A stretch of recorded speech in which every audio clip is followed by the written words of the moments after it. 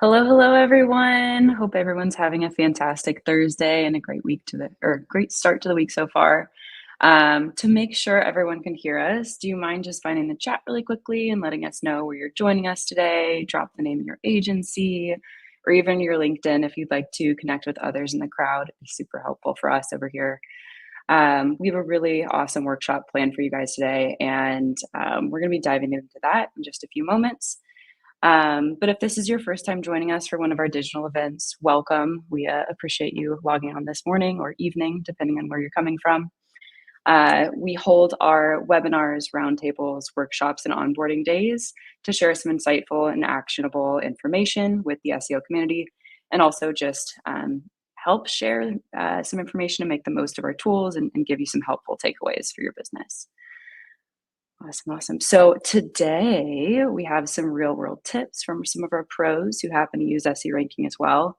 So excited to be diving into that in just a few moments.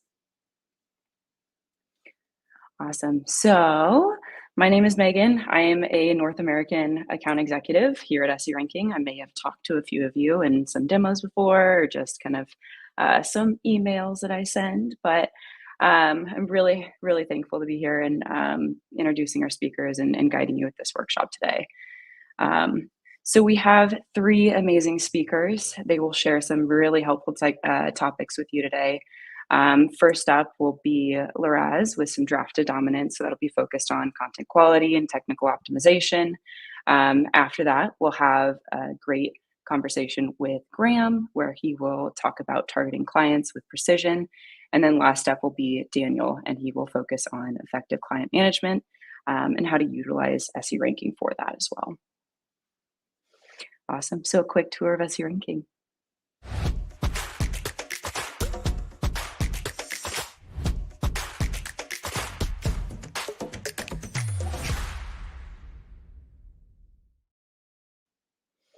Awesome. So SE Ranking is a complete toolkit. So we have both agencies and in-house professionals using our tool, and they find it's a very helpful software to help out just for all of your marketing needs. And you can see that through various reviews and happy raving customers throughout all these different badges on the screen here. And it's a great place to do all of your work when it comes to digital marketing. So we have specialized tools for every SEO task. So it's a complete toolkit with over 30 plus SEO tools. I know it's hard to cover it in a lot of demos and whatnot that I speak on. So anything from keyword research, competitive research, backlink analysis, and ranking. We provide you accurate data and have a great kind of AI software built into our tools to ensure a unique data set and very, very precise rankings from within there. As well as collaborative features. So we know a lot of you oftentimes do have other folks that are working in your same agency as you're collaborating with others. So we have some very helpful features with that, some of which are automated reporting to make your lives easy, additional client and manager seats that are there to help kind of expand the breadth of your business, but also very team specific level access levels, so we can make sure that the right people are touching on the right projects and accounts and tools that we have. So we're excited to kind of introduce you to our tool if you haven't used it before. And if so, we have if you're already used to us, we have over 1 million SEO pros who've already tried SE Ranking and love us very often. A quick note from the SE Ranking site as well. And this is a little heads up as well. We have some exciting rebranding that's on the horizon. So new color scheme, new approach to how we're going to work with you, and just exciting things on the horizon having to do with the rebrand of our lovely, lovely SE Ranking. So we have a fantastic agency catalog. I recommend it to quite a few businesses. So essentially it's available through the agency pack. You could have your business listed here as well. Feel free to scan that QR code, but essentially it's a registry of a whole bunch of industry leaders that use our software on a day-to-day basis. And it can also, this agency pack can help you generate leads with a lead generator, showcase your expertise, and then also help with credibility with a solid backlink, which we know we love. Awesome. So SE Ranking, once again, SEO platform for everyone. We have everything from competitive research, website audit, keyword ranking, that agency pack I just mentioned. and then over 30 plus essential SEO tools for you. If you'd like an extended trial, feel free to scan that QR code. If you do sign up with your email, we always recommend using your business email, especially just because it gives you enhanced trial features. You'll have a lot more support from us at the sales team and the CS and support teams. And then also that personal email just kind of knows, hey, this is our business that we're looking at. So the business one will definitely kind of point you in the right direction and set you up for success with us as well. Awesome. So next up, we have Liraz, and she's going to be speaking about draft to dominance, enhancing content quality, and technical optimization with SE ranking.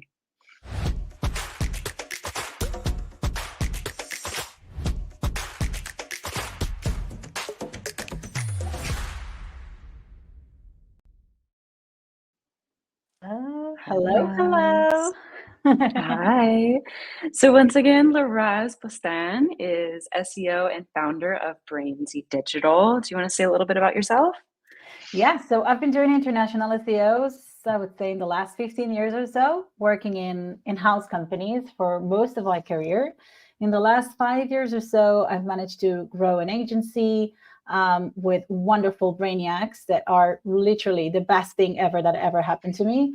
15 brainiacs helping international clients, working on their organic revenues and organic strategy as well. Yeah. Very cool. Awesome. Well, I'll let you get into it. Yeah. Cool. Do you want me to get started? Yes, please. Yeah, That'd be fantastic. So let me just share my screen in one sec. I have some slides for you today. You see everything? All good? Yes. Draft audit is what I'm seeing. Perfect. Okay, let's get started. So as Megan said, I've been using with my agency, but also even before when I was just a freelancer, I started using SE Ranking. So I very have like a vast knowledge with SE Ranking. Got to say, this is my go-to today. I'm also sharing a lot of information with SE Ranking with my clients and also with external writers. I'm going to show it to you in a sec. The entire team is using SE Ranking, and we're basically using it for anything from ideation to technical audits and tracking and monitoring and reporting. Everything is basically, and I would say, one-stop shop for us. So this is amazing. And I'm here to share some ideas for you today with some real case studies of how to use SE Ranking from, I would say, from the very first go, the get-go to until you need to monitor and audit and all these type of things for a routine kind of a thing. So we're going to talk about how we're approaching things for our clients, how we're going to show some stats, how we're going to show some real revenues, some real, I would say, impact. And this is interesting. And yes, feel free to follow on Twitter, on LinkedIn. Feel free to ask me any questions after this if you need. We have a Q&A session as well. So feel free to save all your questions. We're here to answer everything. So let's talk about some stats. Content is king, and we know it, right? It still is a king. And 80% of all of our business inside our agency today is around content. I would say, less focusing on backlinks today. We're focusing more on content, useful content, valuable content, content that can be engaged, content that can be also unique, some interesting one. It doesn't have to be just blogs. It can be tools or calculators or even programmatic SEO. We can go wild with content, but it's mainly around content and how to crack that thing that brings traffic and real valuable traffic. 90% of all our clients generate real scale only by using content efforts, and that's a fact with our business here. We kind of know that when a client reaches to us, either if it's an early stage startup or it's a very mature company or corporate company, they're basically we're creating for them.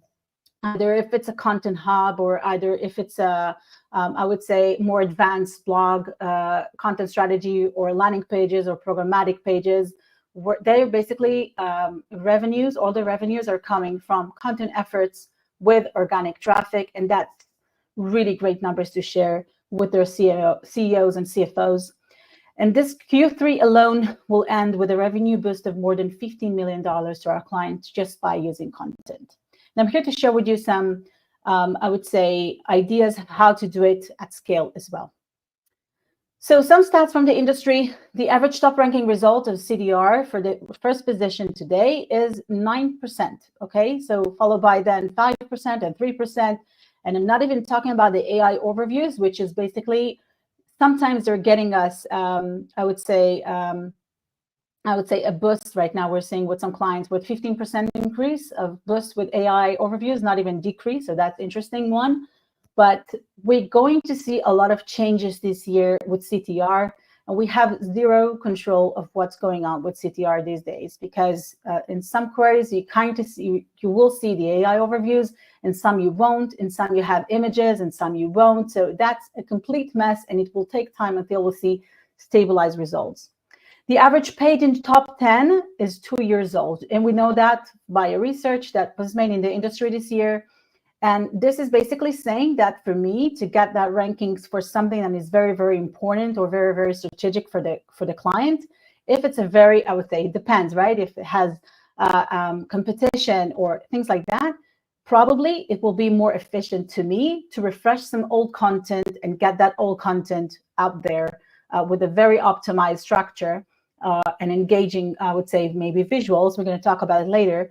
But if that's a page that is there for more longer than time, that's probably going to be the one that's going to win it.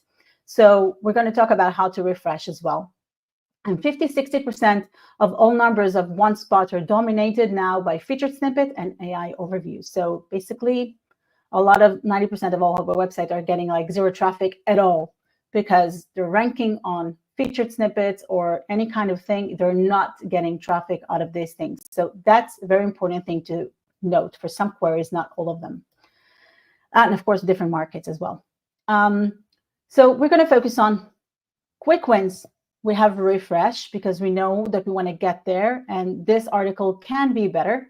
So we're going to take an old content, improve it, and make it better. And then we're going to rank it. We're going to plant new seeds. So we're going to plan ahead to boost our main keywords with new content that's going to generate leads or conversions. And then we're going to grow it over time with internal linking and everything that I'm going to tell you a little bit later. And audit. So constant checking, monitoring, page changing, remove, optimize. If that's a stale content, we don't need it anymore. We just need to optimize things as we go. Let's start with refresh and talk a little bit about it. This is an article from really the very last month that we gone ahead with SE Ranking. We just improved it a little bit with a refresh, made some, I would say, added images, improved the content, used the AI features that we also have inside SE Ranking, made it a little bit more, I would say, enriched, okay, with some more information, images, a video that we found for the client that can be very, very much interesting. Look at that boost. That's completely crazy. In over 28 days, this article alone was generating 3 times more clicks to this client. So yes, small numbers right now, but it's just the beginning. And imagine that you're doing it at that scale. That's a really valuable thing for the client. So these are the things that we're looking at when we want to refresh articles. So we talk about content accuracy. We want to update the content, enrich it, either with stats. We're working a lot with B2B. So we have a lot of stats, a lot of heavy graphs. Sometimes we need to add a little bit more paragraphs that are useful for the reader, or research trends or changes. Sometimes we have quotes that we want to get in. Sometimes we go into contact industry leaders and just mention some of them inside these posts. We want to make sure the content is like up to date all the time. Second, we want to engage with the reader. It's not enough that we just have some content there. We want also the readers to have like some kind of an engagement with the content. So they will not go, we call it query satisfaction. They will go to your landing page. They will see the content. It's all text. It's all boring. Nothing to be basically to read through it. They cannot even scan this content in their eyes. They're basically going to be searching for another website for the same query, and that's a drop for Google. We don't like that. We want the reader to engage with our content. So we want anything that can support the content, either it's videos, interactive polls, or graphs, or even a CTA that can lead them to download something or grab their email, something that they can do inside this page. And of course, every piece of content should talk about Conversions. This has something that you should build the report in GE4 or Looker Studio that can help you identify what are the main keyword, I would say, key pages that leading to conversions for you. So I'm not talking about content page and then, contact us page and then a conversion. I'm talking the actual blog page that brought into it, or a landing page. So that's in funnel, CTA, subscription, grab their email, doing something with these emails and things like that. And the last thing is part of the refresh is also technicals, because sometimes we can do a lot of work around content, but most of the times we have a lot of faults in this page, a lot of loop errors, a lot of redirections, a lot of wrong internal linking, and that's if it's not refreshed. So does not make a lot of sense just to continue with refreshing if you're not touching also the technical part of things. So this is an example. In SE Ranking, you have the content marketing tool. You go inside, you can share everything you do here with an external writer. This is how we work with external writers, that we work either on the client side, but also with our own external writers. We can get some easy help with the AI writer tool. This is usually what we do just to get the baseline of things. It's very easy. A lot of people are using AI today. It's perfectly fine as long as it gives value and not just repurposing just stuff from the internet. Doesn't make any sense. So we're using the AI feature. This helps the writer to get a little bit more of a baseline of how to work, what to do, what to refresh. And then we're going ahead and refresh metas, headings, images, increase the number of words. All the suggestion is basically on here until we reach a proper content score that will satisfy us. So I'm not saying 100, we're never going to be perfect. And we also don't want to over optimize anything, but we do want to make sure that our content score reaches like in a good volume, not something that is going to be staffed with keywords or making sense to read, making sense of the content, I would say accuracy, as we've mentioned before. And we also, once it's live on the website, we're going to refresh the publish date because we've made a significant, I would say, improvement on that page. So why not? We can totally refresh the publish date and show Google this is a brand new refreshed page. So why not? This is a result that basically was done. This is from SE Ranking. You can totally see that once Google understand that we improved the content, made it better, it took like 3 times because there are, by the way, a lot of correlations with the Google updates. You kind of see the symbol of Google over there. But every time there was an algorithm update, we saw like a little bit of a dip and then increase, a little bit of a dip and then increase like a week later or something like that. So that's amazing for us. The publish date is something that is like signaling to Google as well. There's a lot of changes over here. Look at that. That's really impressive. So, and you kind of see we've reached to 84, I would say, content score, and why not? I think this is really okay. I mean, we even like, we have even got a suggestion to decrease the number of words, and there's a lot of room to improvement if we want. But we did find it that we want to work and I would say in our own started by the same with the industry. And this is a real example of how everything can be done with an SE Ranking, with an external writer, with the team until it's published to the website. I could even add it to the metas over here and just send it to the client as is to implementation. The next step is going to be talking about the engagement and conversions. This is some examples of how we do it with other clients, how it's important to just create a sticky header with a contact us there, some quotes over there, get a quote, get the official guide in the sidebar, and then a table of contents and everywhere. Basically, if someone reaches your blog and does not convert, and we know it's very hard to convert top of funnel, so you're missing the opportunity if you don't have any, I would say, the minimum of a sticky header. Okay, that's a minimum today. But even graphs, you kind of see we entered a pie over here with some graphs. I get a quote and grab their email with submit and then subscribe to our blog, and this is here for you. So the main idea is anyone that's coming from top of funnel to have something organic to do with them. Okay, so subscribe and everything that you can basically do to take their emails. What I could say that I'm also working with PPC teams. So if there is a cluster specifically about a specific topic, we will then retarget them on Facebook or any social or on LinkedIn if it's B2B. So we're going to target them based on that cluster. They will see very specified ads based on that cluster. So not a generic ad about, this brand, but something that is very, very, very specific to these cluster of blog pages that they were visited in. So basically behind the scenes, we're clustering each blog to specific blog posts, to specific clusters that can potentially be converting. So not every blog post gets this strategy, just the ones that are very, very much in potential to be converting. This is our framework. So first we find the topics. On SE Ranking, you have the opportunity to do the content ideation inside, which really help us to understand everything that we want. You have the trend, you have other words, you have complete clusters that you can just open it and see all the clusters inside. So you can just scroll and find the right cluster that you want to work on. And then you can just identify if it's difficult or not. So what is the potential for you to rank on it? If it's easy, why not? No brainer. If it's a little bit more difficult, look at the trend, look what's going on SERP results, look what's going on, in terms of what's ranking, what's the intent. If the intent is commercial or a lot of crazy competition like Amazon or Target or things like that, Walmart or things like that you can't bid like in the very first step. So try to prioritize something else. And then we select and try and do the brief. Sometimes there is some topics like easy one in the B2C industry that we're doing the brief with just one click. That's like super time-saving feature.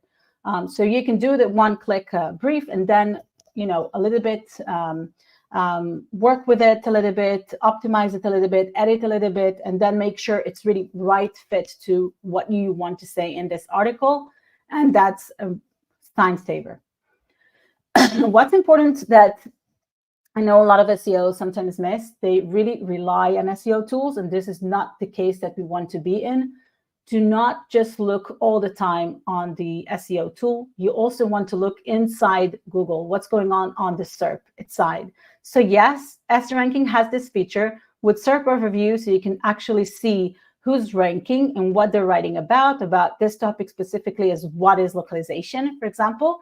But it's best for you to type it on Google and see exactly what pops up. If it's an AI overview, it's a featured snippet, it's an images carousel, what's going on inside the SERP exactly. You want to see it in your eyes and just, actually get up from this tool and just look at the things, what is happening right now, because this field is like changing all the time. We're constantly seeing every day things that Google are changing or testing. You need to be very updated with the specific topics. So for me, I will identify the type. What page is ranking? Is it a blog? Is it a guide? Is it a transactional page? This is very, very important to understand. Yes, what's ranking right now? What type of page do I need to set up? I need to set up the engagement, how competitors are monetizing their traffic. What are they doing to monetize their traffic?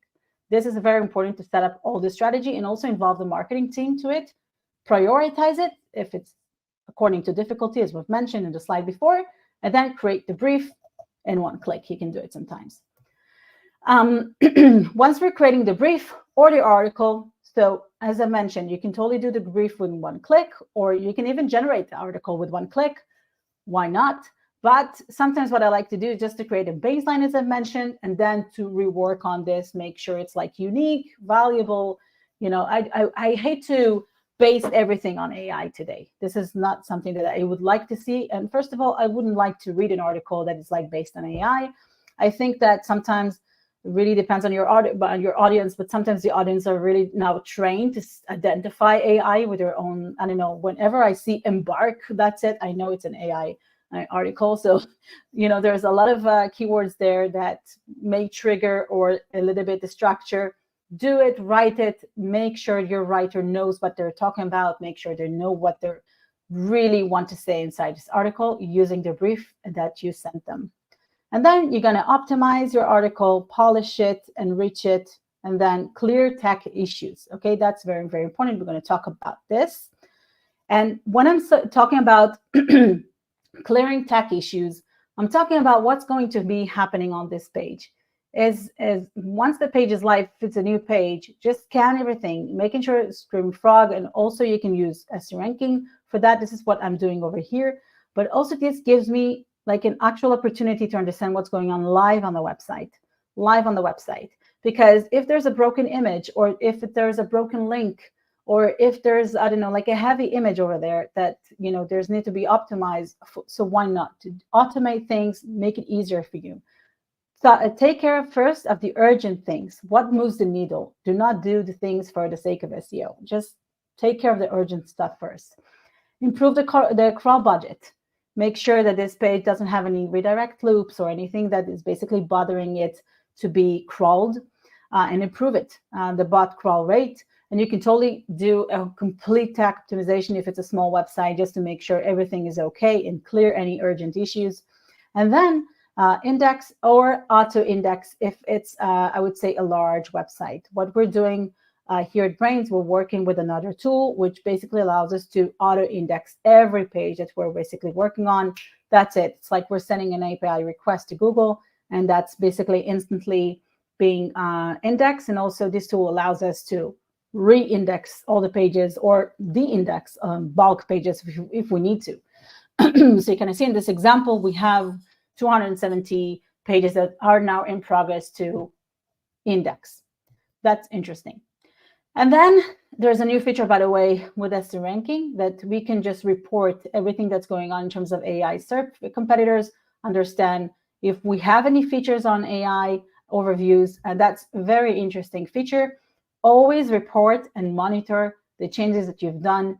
By the way, you have in the content marketing option, you have the option to connect it to your project and then see the progress of it, the actual article. How is it ranking? How is it bringing just match it to your Google Search Console or your analytics, and you'll start seeing only this URL, how it's reacting to this refresh. So it's very interesting to see. And that's basically the analytics of us. Like, we basically connected everything, and we see the analytics of this article generating this and this and that traffic. So that's really interesting to see overall. And that's it. Yes, woo. I finished. So yeah, basically the idea to invest easy wins and to build internal funnels. The main idea is to bring impact through whatever you do. So it's not the sake of SEO, just create more articles and boost it with AI or do a brief with one click. The idea is to do impactful work, and the idea is to bring actual revenues through organic search. And that's what's important. I think that I want to say to you guys, you can totally do it today with automation, with using SE Ranking, and I would say in one workflow that can really work with your rest of your team and also with your client, because it's basically shareable. This is what I love with this platform. If you have any questions, feel free to contact me, and we'll follow up now with the Q&A. Thank you so much. I learned a couple things, because I know it's always nice to kind of see exactly how clients are using these. So your use cases are helpful for me, and I'm sure the others out there that we can see in the comments as well.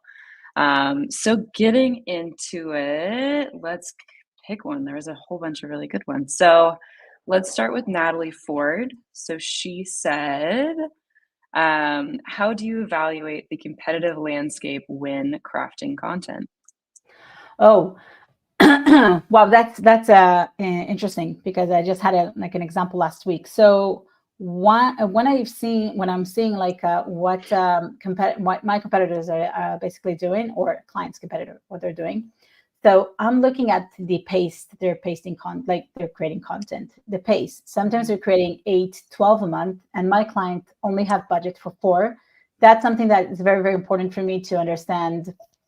Okay, they're really investing with content. And that's something that I showed my client last week. That's really important. And also, I'm going to look at the topics that they're creating, monitor them as well. You can totally monitor things also on SE Ranking. Even sometimes I'll crawl them. Like I'll create a project for another competitor, just to see, not even using the competitor's tab, but even just to have them as a project, just to see what they're doing and rankings and how they're basically changing themselves. So that's really important. So last week I discovered that one of my biggest competitors for my clients basically opened like a complete new product, just based on, imagine that's like a very heavy I would say B2B software that is like you wouldn't ever imagine that they created like I think 50 pages that are all related to AI inside their product. So that's really interesting just to have a look at it and see what your competitors are doing, and then to make sure that also in product side of things, your client knows about it. And then you can come up with, if their products can support AI, and for sure we discovered just they're not marketing it. Why? So just create content based on that and be faster than, your competitors. So I'm basically monitoring them. This is what I would say. Spying on them Keeping constantly. tabs. Yeah. Yeah, exactly. And then Ethan Wallace also had a kind of similar, or actually, Clara had a similar question. Clara Bennett, how do you make sure your content strategy remains agile with regard to the constant algorithm updates and shifting SEO trends?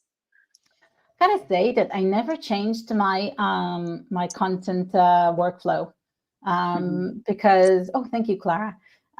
Because a good SEO stays good SEO. It doesn't have to be changing with the Google algorithm updates. See, I think the only thing that I was changing is the layout. Because in essence, when you're creating content and you're creating valuable content all the time, because you want readers to really read your content and engage with it, so there's no really algorithm update that can hit you. The only thing that thinks it can be changed is layout, is the author, is the published date, is related articles, or even, I don't know, like things like table of contents or things like that. So, but yeah, that's basically what I'm changing. But the actual content workflows or content strategy haven't changed, like I think in the last 5 or 6 years. We just want to create like really good content. That's main goal. Super helpful. Awesome. Yeah, helpful content. Like we know that from Google. It's just repeated over and over again. It's just simple. Yeah, exactly. And so Ethan Wallace, this may be a very similar answer, but how do you measure the effectiveness of content creation beyond traditional metrics like traffic and rankings? So I got to say that we're not measuring traffic and rankings at all. I'm measuring maybe some traffic, yes, as a just an indication of how things are going. But we're creating a Looker Studio template. We're basically getting all the content, and then if it's leading to a conversion or not, this is how we're measuring the effectiveness of things, or other engagement rates if it's not, leading to a B2B, I would say. So if a person buys from this page, or clicks, or 50% scroll, or staying, more than 60 seconds, we have other metrics that we want to see the engagement. But as I told you, sometimes it's very difficult to convert people from a top funnel. So we need to think a little bit outside of the box for each client and each niche, just to understand what's the next step, for each, I would say, the clusters or industry, but yeah, we're doing it with, I would say, more bottom of funnel intent. Rankings are a way to get there. Awesome. Well, that's I know there's definitely like different ways to see it, and also like hopefully there's a community around whatever content you're putting out, so you can see how well it's digested and perceived. So Simon Bland had a quick question. So how important is domain age when starting a new SEO campaign? And what domain age would you say is a minimal to start seeing positive results? I have an interesting case study, which there was a blogger in the UK that came to me, and she's working on a relocation kind of a blog or something like that. Just recently bought it like last year. I don't know, like all the recent algorithm updates, it's just basically skipping that blog. It's like really a good content based on real experience. There is an author behind the scenes. We know the person, we can identify it. There is an entity behind it. I wouldn't say today there is I see like a domain age with brand kind of a connection, but not with content brand ranking. So she's like this blogger's like she reached already 20K traffic a month. She has like 8 months for this kind of domain, really beating any kind of real estate agency or things like that here in the UK for a lot of the traffic. And I think it doesn't mean anything, just for brand keywords for sure. And that meant, and I'm not sure even domain age is one of the factors, just like mentions and digital PR. But yeah, I think things have changed like in the last 2 years or so. Definitely. It was a factor back then. Yeah. Yeah, I've seen it like where people just quickly rise just with a few blog Exactly. posts. Their keyword counts are from 30 to 300 in the And it's next like consistent. It's month after. consistent as Yeah, well. Yeah. huge differences. A good question from Oliver Graham. What strategies do you employ to enhance interlinking and content silos for improved SEO performance? Um, Interlinking, if it's a WordPress site, we can automate it in a smart way, not spammy way. And we can use any kind of a WordPress plugin that can automate things in a smart way and also not exact, I would say, anchor text. And then what is the question again? I want to see. There was another part and content silos. And content silos. Okay, yes. So basically, that's the thing. Sometimes we have a client that we basically created like a directory of a content cluster or a content silo or a content hub, the way you want to call it. And then, we created a smart internal linking structure and made everything connected. So every content silo is also connecting between each other and connecting to the homepage, connecting to the product, connecting to the solution, connecting to anything. So basically, more holistic approach, I would say. Like every content silo should interlink with everything that you kind of do in this ecosystem. And that's something smart, but also very challenging if you want to do it at scale. And it's a very large website, but it's doable and it's working. Mm-hmm. Awesome. So we have one last question from Leonard Briggs. Do you recommend any techniques for optimizing content for voice search and featured snippets? Actually, I have zero experience with voice search. I think that there are other people that can maybe address it. I have zero experience with it. For featured snippet, yes. Well, of course, all of us. Sometimes dry and plain and definition, and sometimes schema markups. For example, there's a lot of blog posts that are not utilizing it. Like how to blah, blah, blah, blah. Do the how to schema markup. That's totally doable, and why not? So that's something that is like always working for me, like to enrich the content with a lot of schema or specific schema that can help boosting the content. And if it's a what is dry plain definition, just be that very precise and start the content with it. But there's also a matter of images and videos that are not working with a views and featured snippet. I hope that you heard me because I vanished for a sec. So that's also very important. Just to get that in place when you're working on content, make sure you have everything tagged in alt tags with everything that you can, just to enrich a little bit more the page. By the way, I've seen like one of my clients today was ranking with a specific dog breed that has, I don't know, like 15K searches with the image, and with AI overview, of course, with an image, and then the title, and then this alone brought us like 50% increase of traffic. And I would imagine that AI overview will basically going to get us down, but it's like the vice versa. So use that visuals, tag it, alt tags everywhere, give that information. Remember that Google or in general search engines are still bots. Right? They need to get the information with codes inside. So just make sure you tag everything and make sure everything is visible. That's super helpful, and just enriching things, it seems like is a common trend with it. Awesome. Well, thank you so much, Laura. I appreciate all of your wisdom and sharing all your insights on content and optimization, all the things that we can do. Great. Thank you so much. Enjoy the day. You too. Awesome. So we have an amazing charity. So it's International Day of Charity. And so SE Ranking has chosen the UA Animals charity to do a donation. If you'd like to participate, please feel free to scan the QR code, and we would be happy to help facilitate that donation for you and make sure that the animals are well taken care of. They have blankets and food and whatnot. Awesome. So we have another topic. Your questions were fantastic. Keep them coming for our next speaker.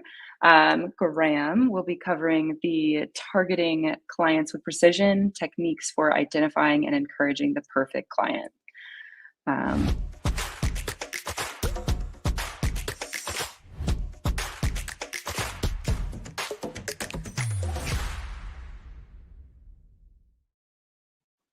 Yay. Thank you for joining us today, Graham. I appreciate it.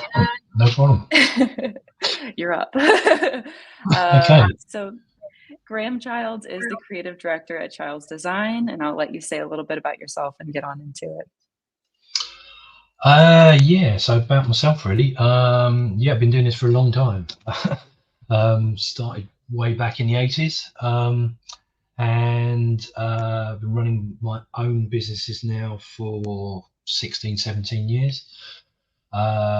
We cover a lot of ground. We kind of put ourselves out there as kind of the big agency in a small box. There's only a few of us.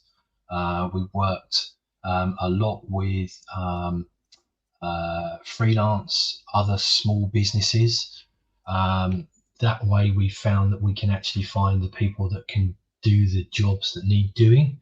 My experience has always been that a studio full of people isn't always the answer.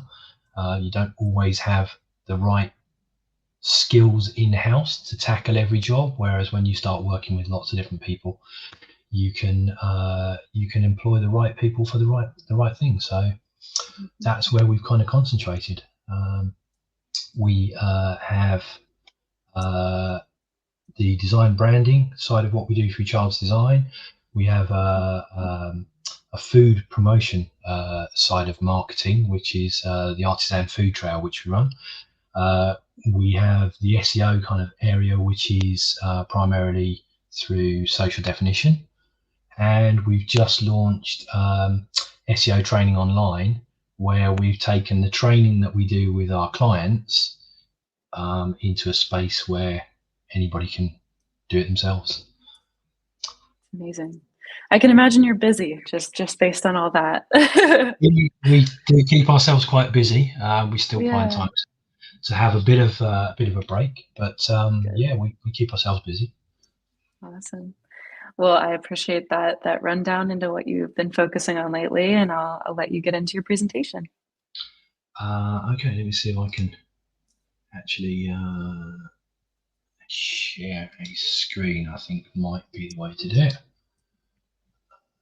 Thank you. It's always troubleshooting and figuring it out on these different platforms. Yeah, I'm not that au fait with this particular platform, so I'm expecting to see something. There we go. There we go. That should do it. Amazing. Blow that up a little bit as well. There we go. Okay, so let's start here. So we've heard about me. We do work with quite a number of other agencies, smaller agencies. We do have a lot of people that come to us and say they struggle, considering what they do for other people. They do struggle finding new opportunities out there. I think as an industry, sometimes we're a bit lazy. We kind of expect everyone to come to us because we're there, and that's obviously not always the case. So yeah, we don't put, as an industry, I don't think, not everybody puts the tools that they use into actually finding their own clients. So I didn't really kind of want to kind of dictate ways of doing things, but just ways that we approach things to find new clients and to find sort of spaces in new industries.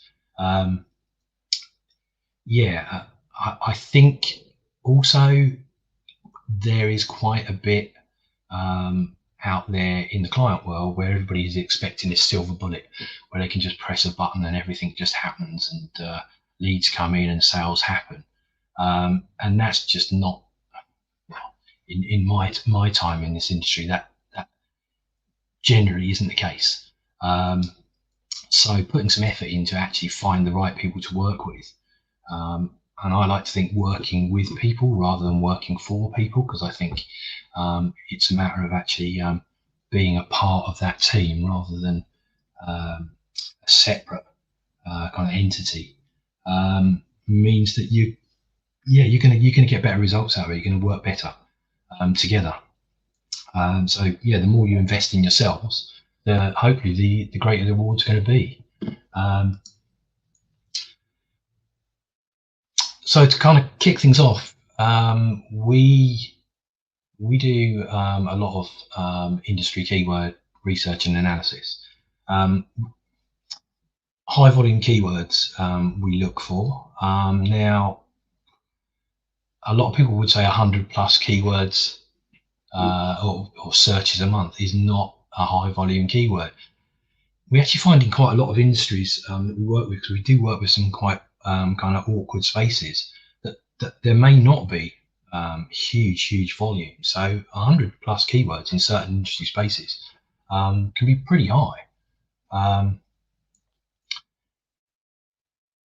It's kind of understanding the place and the industry that you're doing that research into, and finding those right keywords. From that, you can obviously find out who's actually top of the pile. You can work backwards from there. We do a lot of evaluation of the people that we're actually working with as well. So it's not just about getting them to the top rankings and getting them visibility, but it's also kind of looking at the people that are further down and seeing what they're up to. So we can see a lot there of opportunities that might be available.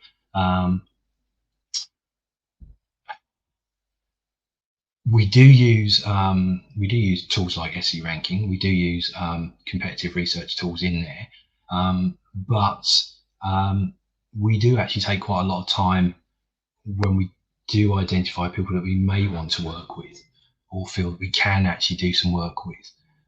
We do actually take some time to physically review these websites as well, consider how the visitors of those websites will be using them, whether they're properly fit for purpose for the visitors they're going to actually be getting. Again, we do see quite a lot of people that that we get involved with in the creative industries. They do a lot for their own personal appeal, so they're building their own portfolios of work that they kind of like the look out of, but maybe isn't quite spot on to the industry spaces as well. So we're very much about kind of fitting the job to the space, rather than coming up with something that is all singing, all dancing, but isn't actually suitable for the visitors that are coming into those places. That starts to tell you as well, I think, how a website is actually performing without even looking at all the other details behind it. Too many distractions on screen, rather than actually getting people into what they're actually looking for.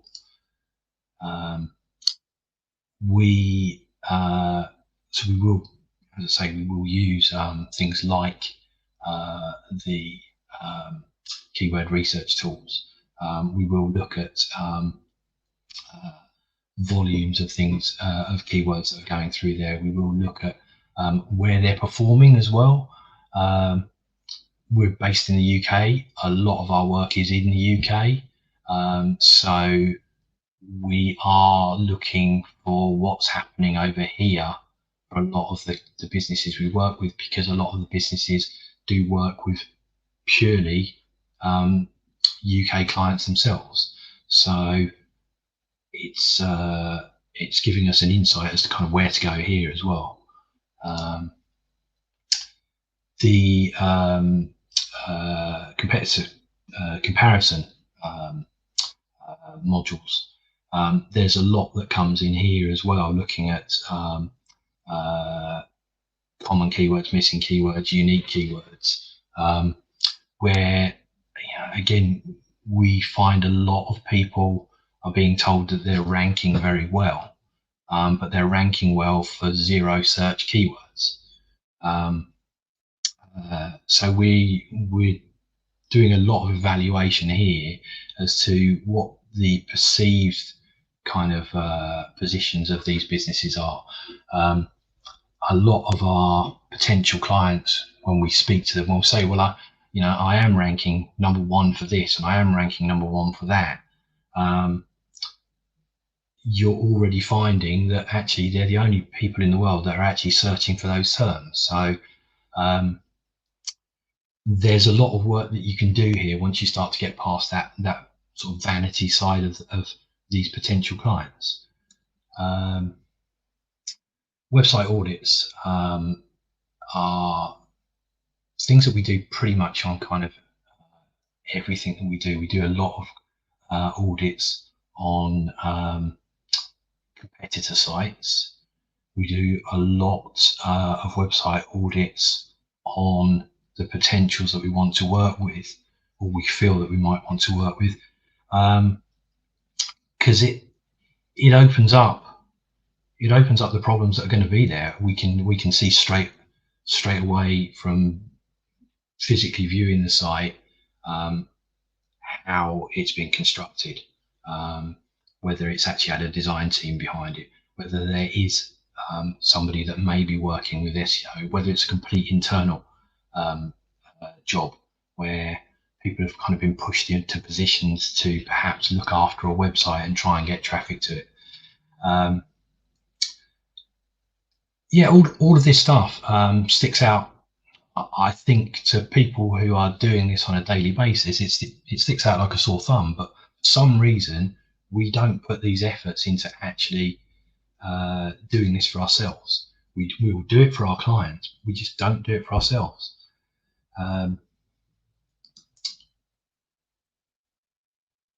You start to see straight away, just from not even moving into the report issues that may be there, but just by looking at the overview page, you start to see whether there are things that very quickly you could do something with. Health score,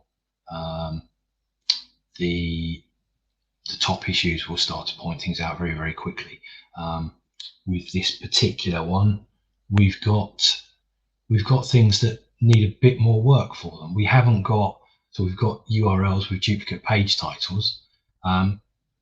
If that's dominated with lots of very tiny technical things, but they're all going to make a big difference, without even moving from this page, you're already starting to get a feeling of how quickly you might be able to actually help people, and how advanced you can take them forward.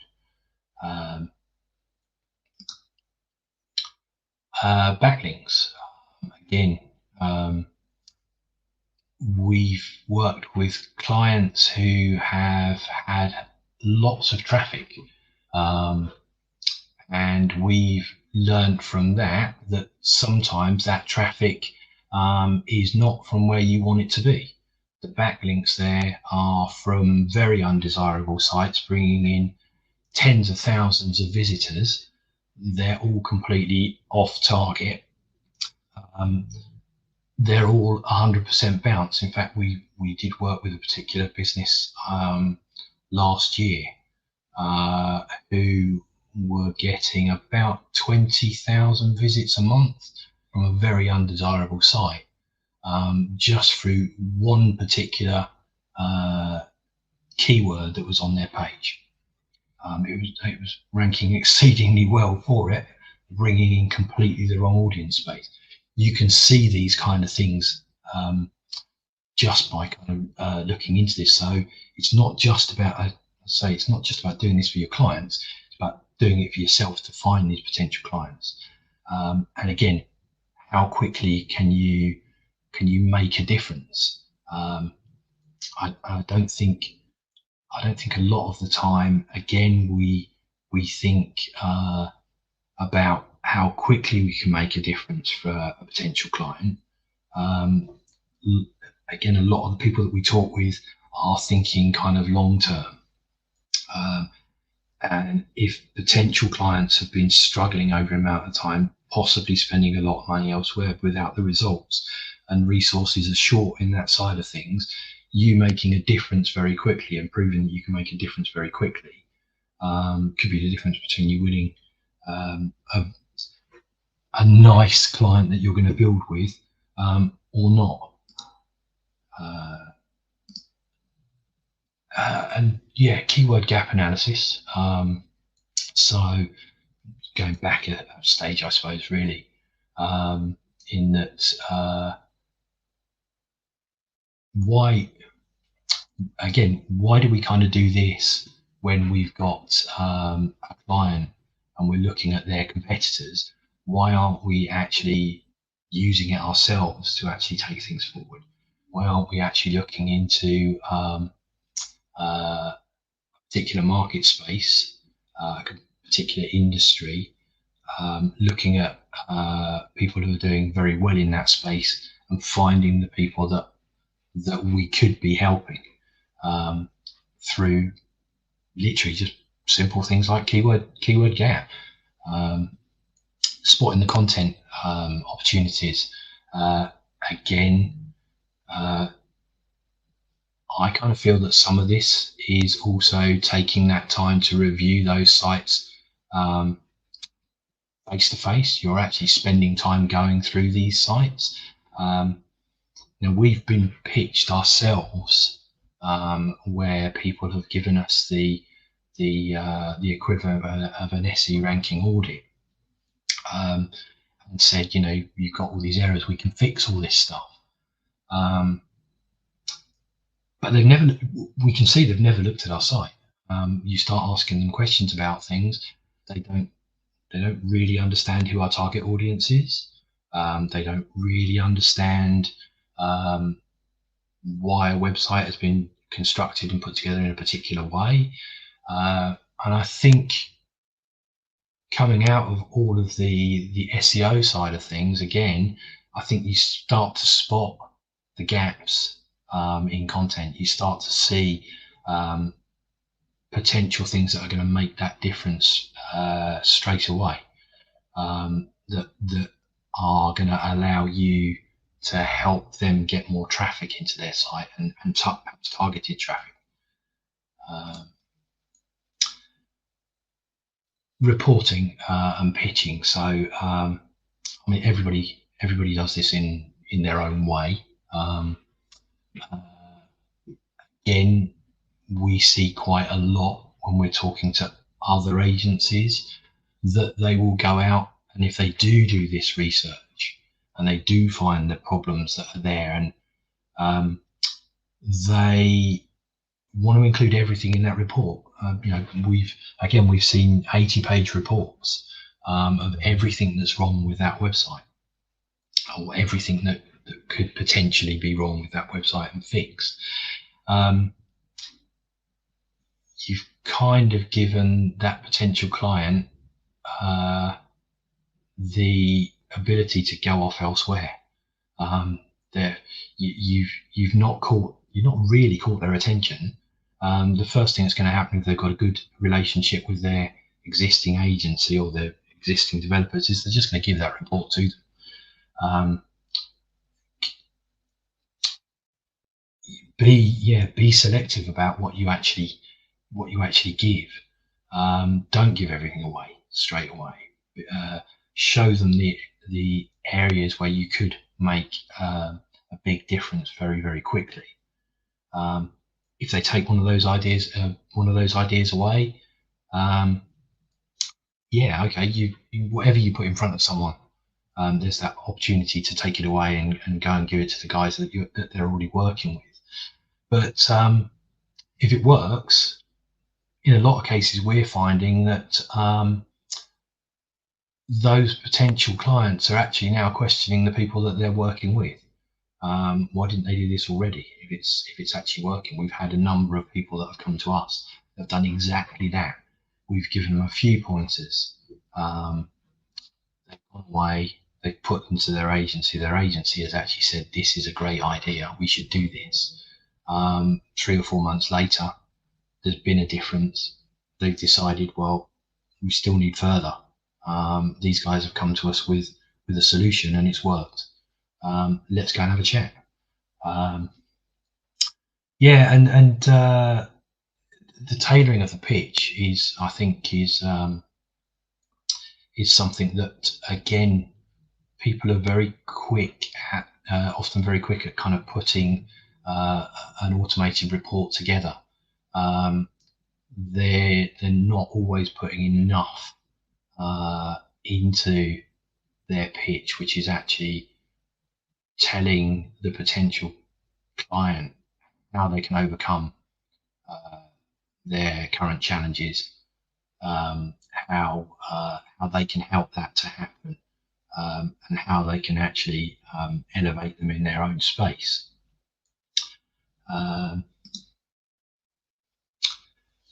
And outreach.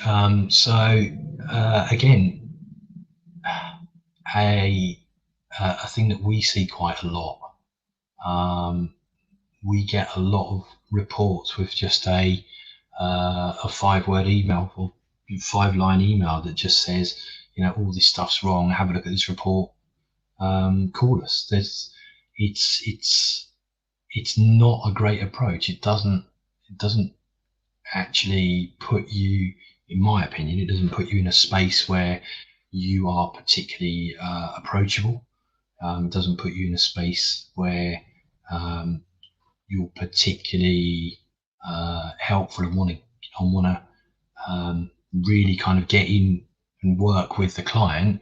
It kind of puts, in my personal opinion, it kind of starts to put you in a space where you're kind of there for the money almost. You know, give me this is all wrong, I can fix it, give me your money. And that's not, in my opinion, the way to gain new clients, and to hopefully, if you do gain them, grow with them. I think it's very much a different approach. You can approach in any way that suits you. Again, you know, some people prefer email, some people prefer going through social media, some people prefer to just pick up the telephone. I don't think there's enough of that side of things these days. I think, again, it's very easy to put an email together, and a lot of emails go out. A lot of people don't even give a call to find out whether that email has actually landed on somebody's desk or their inbox, to perhaps have a conversation about it. Personally, I kind of prefer to do an approach which is perhaps making that phone call first, having that brief conversation, then sending that email, then following up that email. To me, that just is the way that I prefer to work. And the following up, yeah. I mean, the following up. If there's interest there, there's no reason why you can't be feeding a little bit more each time you have that conversation to take things forward. But yeah, it's moving away from this kind of, I think, kind of insular world that we've started to move into. Generate some interaction, and I don't personally. I feel that is starting to drop off in kind of our industry space. Yeah, so it's quite quick and short, but there is no silver bullet. There is no one-click solution to finding potential new clients, in my opinion. It requires you to use your own agency skills to do the job for you. Don't just stick up a website, work on your own SEO and expect it to happen. You've got to put the same effort in that you do for your clients, for yourself. otherwise you're going to be your own best kept secret. When you are presenting to these people, in my opinion, again, you'll uncover a lot of information on this journey. Don't be tempted to give it all away. Giving it away, I mean, going back, and I know it still happens. We still come across it. We still get people asking us to pitch for design work, carry out full rebrands, give them rationale behind everything, give them what everything's going to look like, or nothing. It's a lot of use of our time, and generally that work is going to get used somewhere else. And I've been against that kind of thing my entire working life, and I think we're seeing more and more of that within the kind of the SEO world now as well, where people are giving people too much.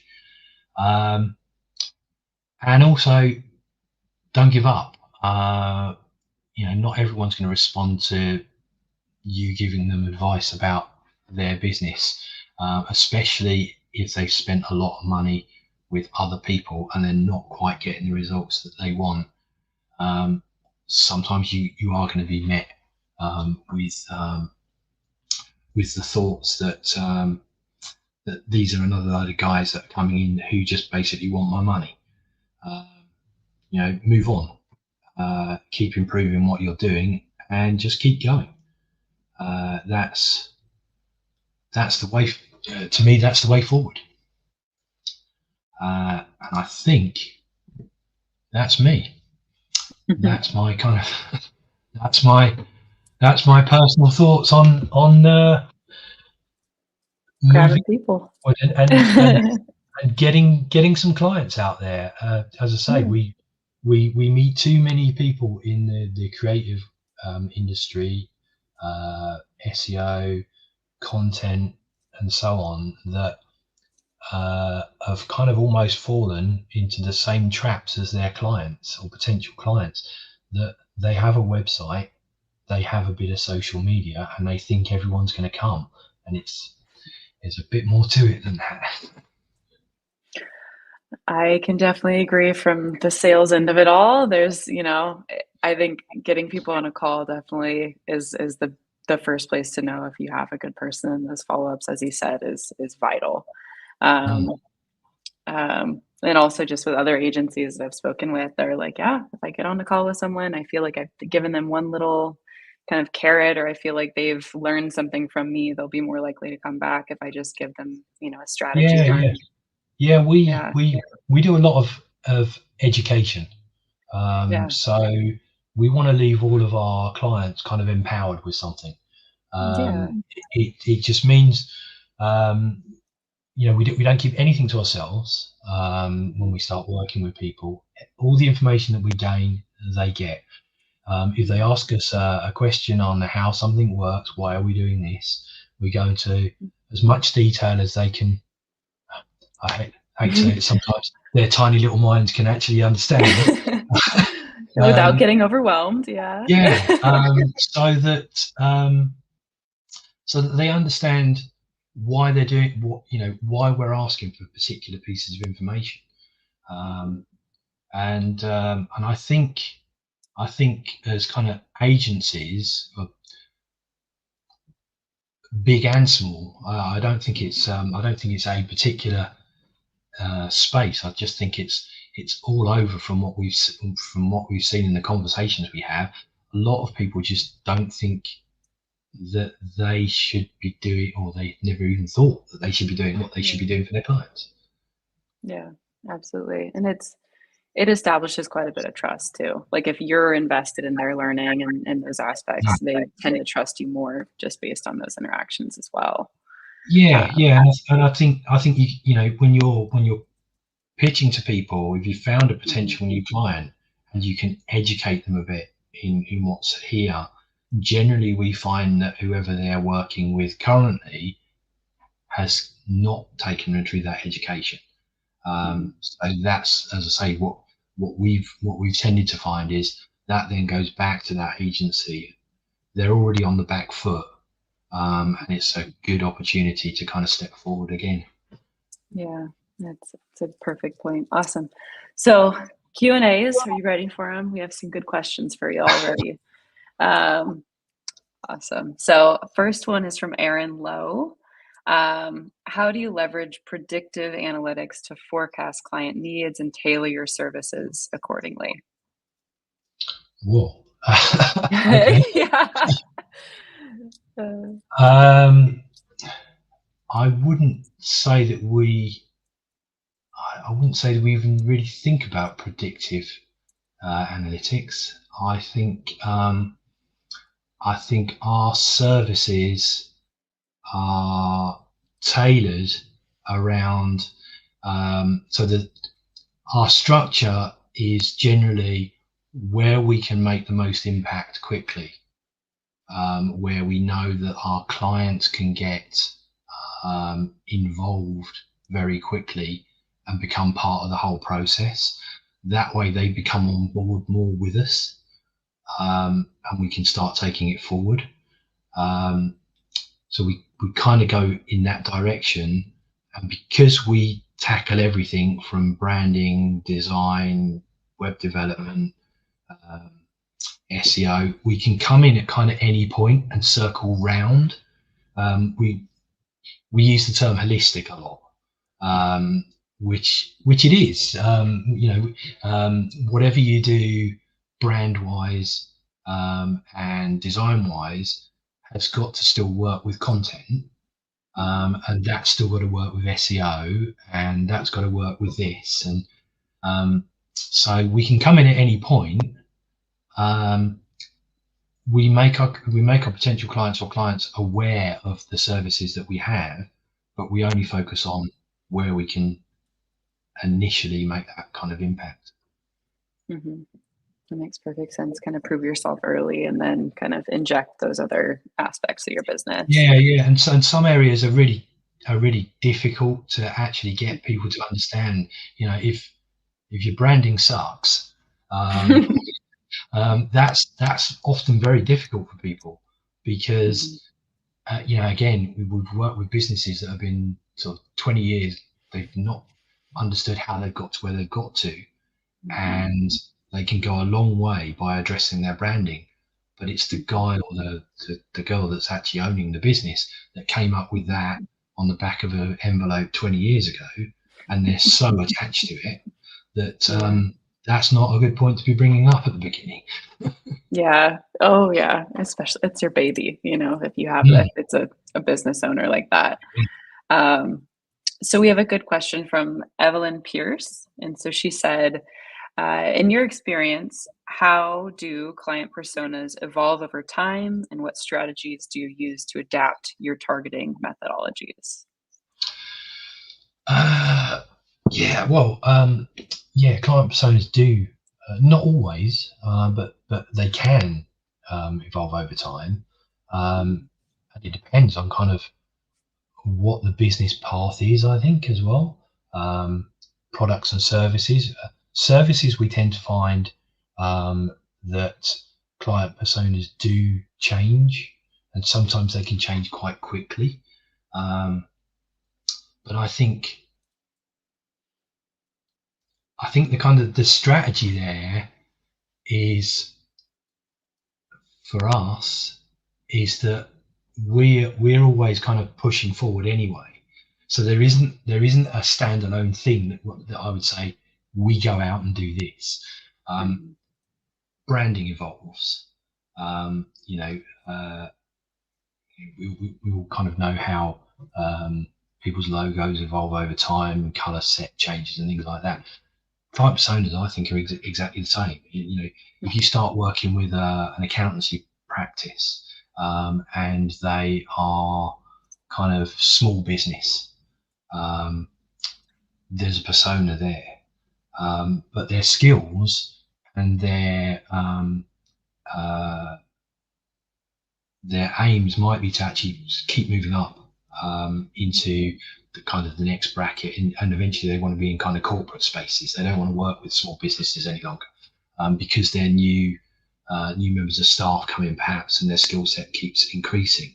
And I think that's where you have to kind of take control of your client and get your client to understand that you've taken on two people that work in corporate.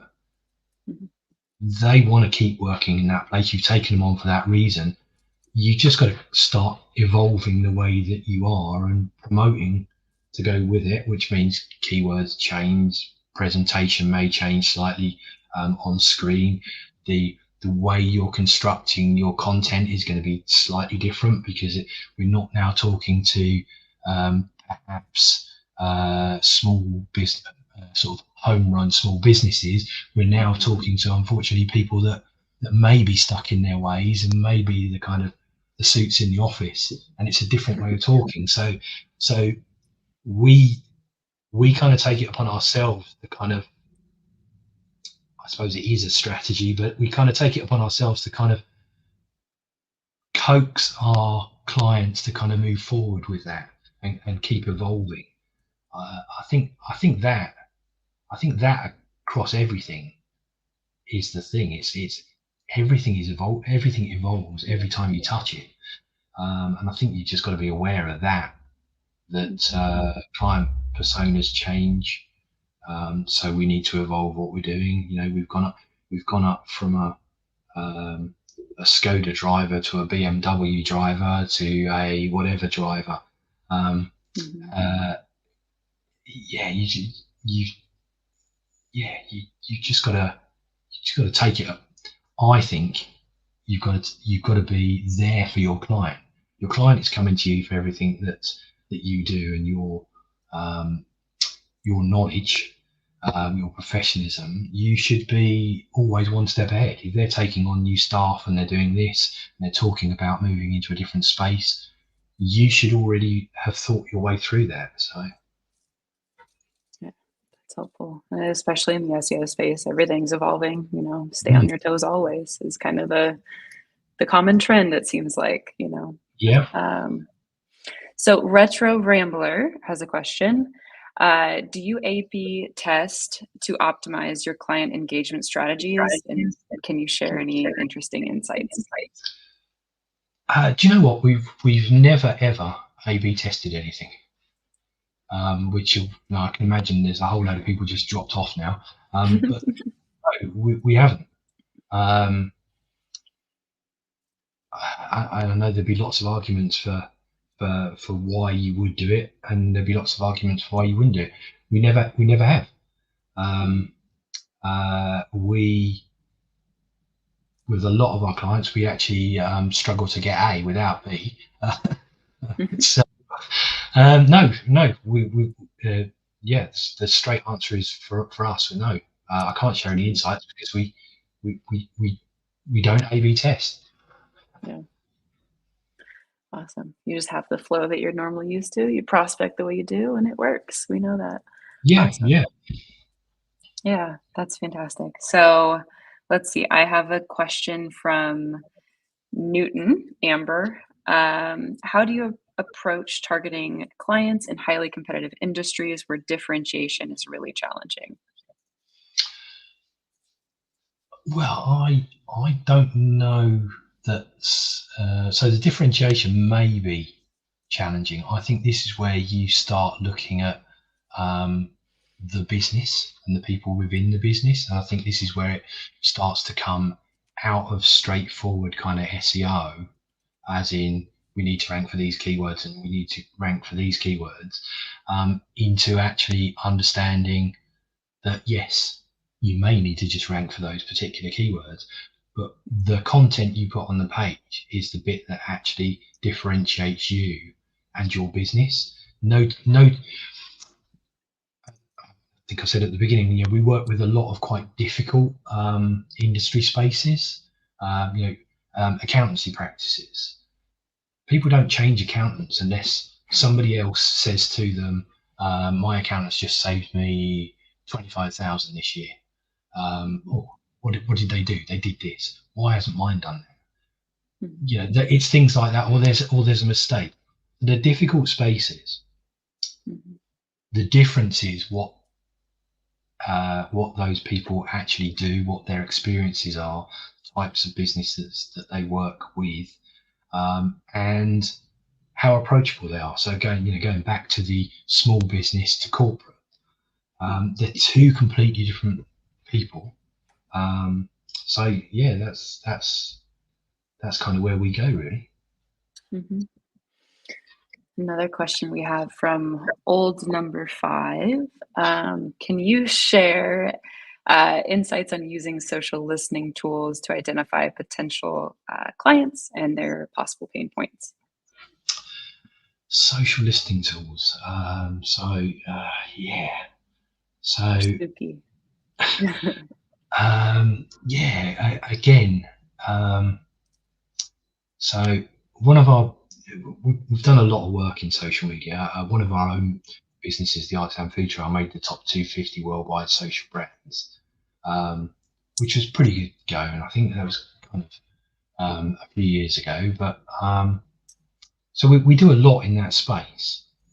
We don't use a great deal of kind of tools for things like that. We actually go and do the old school stuff and actually look and see what's going on, because I think tools can tell you one thing, reality can tell you something else. If you can't see what's happening in that space by going and look, how are the potential customers going to do that? So if I can't spend 5 minutes wandering around your social and finding out what's going on and how well it's actually working, your potential customers are never going to do that. So yeah, we do a lot of real world stuff. Awesome. And then so we have one last question from Madlina. What metrics do you consider most valuable for assessing the long-term success of your client target strategies or targeting? It depends. It depends on who the client is and what they're actually aiming to do. The vast majority of people, it comes down to the money that actually ends up in their bank. So some of it comes down to that. So the conversion rate from visitors to the website. It really does depend on kind of on who they are. I mean, in some cases, it's not about actually filling a bank account. It's actually about visibility. So it can be just number of visitors to a website that are actually target audience. So yeah, it really does. It really does vary from client to client. Yeah. It's definitely like looking at the people side of it too, and like, okay, are we going to be a good fit long term? Because it's a relationship regardless, you working with them and vice versa. Yeah, I do. I've kind of been in this space so long enough now to kind of not use tools, Mm-hmm. and using the two together. So we do a lot of kind of what I would call kind of proper kind of stuff, where we're not clicking a button. Places like SE Ranking are great. It brings a lot of information together. But if you're going to be pitching to a potential client, especially if you're a kind of full service agency, I think there's a bit more to it than just knowing what those numbers are and those metrics are. For this, that, or the other, I think there is a lot that is still forgotten about. What does that website look like? There's an amount of structure there, which is going to come from something like SE Ranking, depth of click for pages and things like this. But if you want to have a conversation with a client who's going to get lost in those numbers, they know what their website looks like and they know what they click on to get to to something within their website. I think you can do a lot more by calling up their website on a screen when you're presenting to them and challenging them to get to somewhere. And they will get to somewhere quicker than you will, but you're showing them how a potential customer is going to be getting to that page, or what they're searching for. So I think there's quite a lot of kind of old school stuff that is being unfortunately pushed to the side, and it does go hand in hand. Helps be hands-on and show examples that are, relevant and familiar at the same time. Like I use it in my day-to-day. Well, awesome. Thank you so much, Graham. I appreciate your time and answering these really good questions. Hope to have you back. Okay, no problem. Awesome. Okay. Yeah. Have a good rest of your day. And you? Bye now. All right. So on the SE ranking side, I think it was as of this week, we announced and released a very, very new feature. So it's our AI overview tracker. It's in beta testing. So if you have any feedback or use cases, how you could see it used, there's a fantastic little feedback buttons in the upper right-hand corner of the tool. Check it out, play around with it. Essentially, it's going to share with you an overview of the keywords that you're tracking within your projects, if they're appearing in the snippet of Google. And we can also see those cache copies and see where you're ranking in there as well.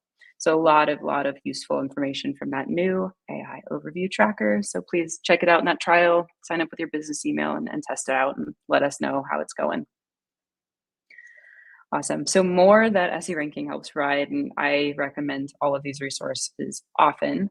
The SEO Basics course with Jason Bernard is very, very helpful. It's what we're trained on here at SE Ranking, and it helps give you a really good baseline knowledge of all things SEO in a really structured format. So you're not kind of bouncing all over the place trying to piece things together. They do a really good job of putting that course together. Same with the Content SEO course. Kind of helping with optimization, how to kind of approach what you're going to be putting out there to the world.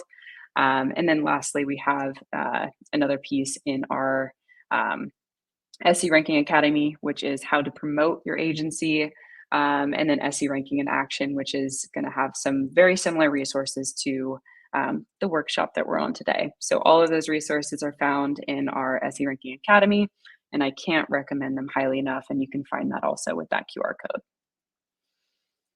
Awesome. So next up, we have effective client management, tools and techniques for success with SE Ranking.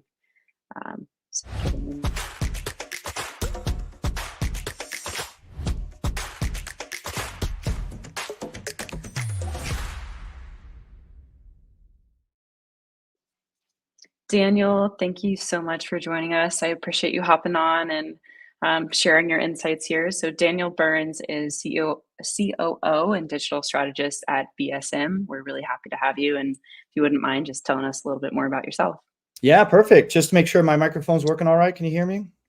Yeah, awesome. Absolutely. And can I go ahead and share my screen as well? Sure. Yeah. Perfect. Awesome. So let me go ahead and share my screen. I got a little presentation to kind of walk you guys through.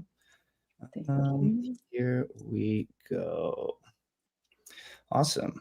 So perfect. Can you see all right?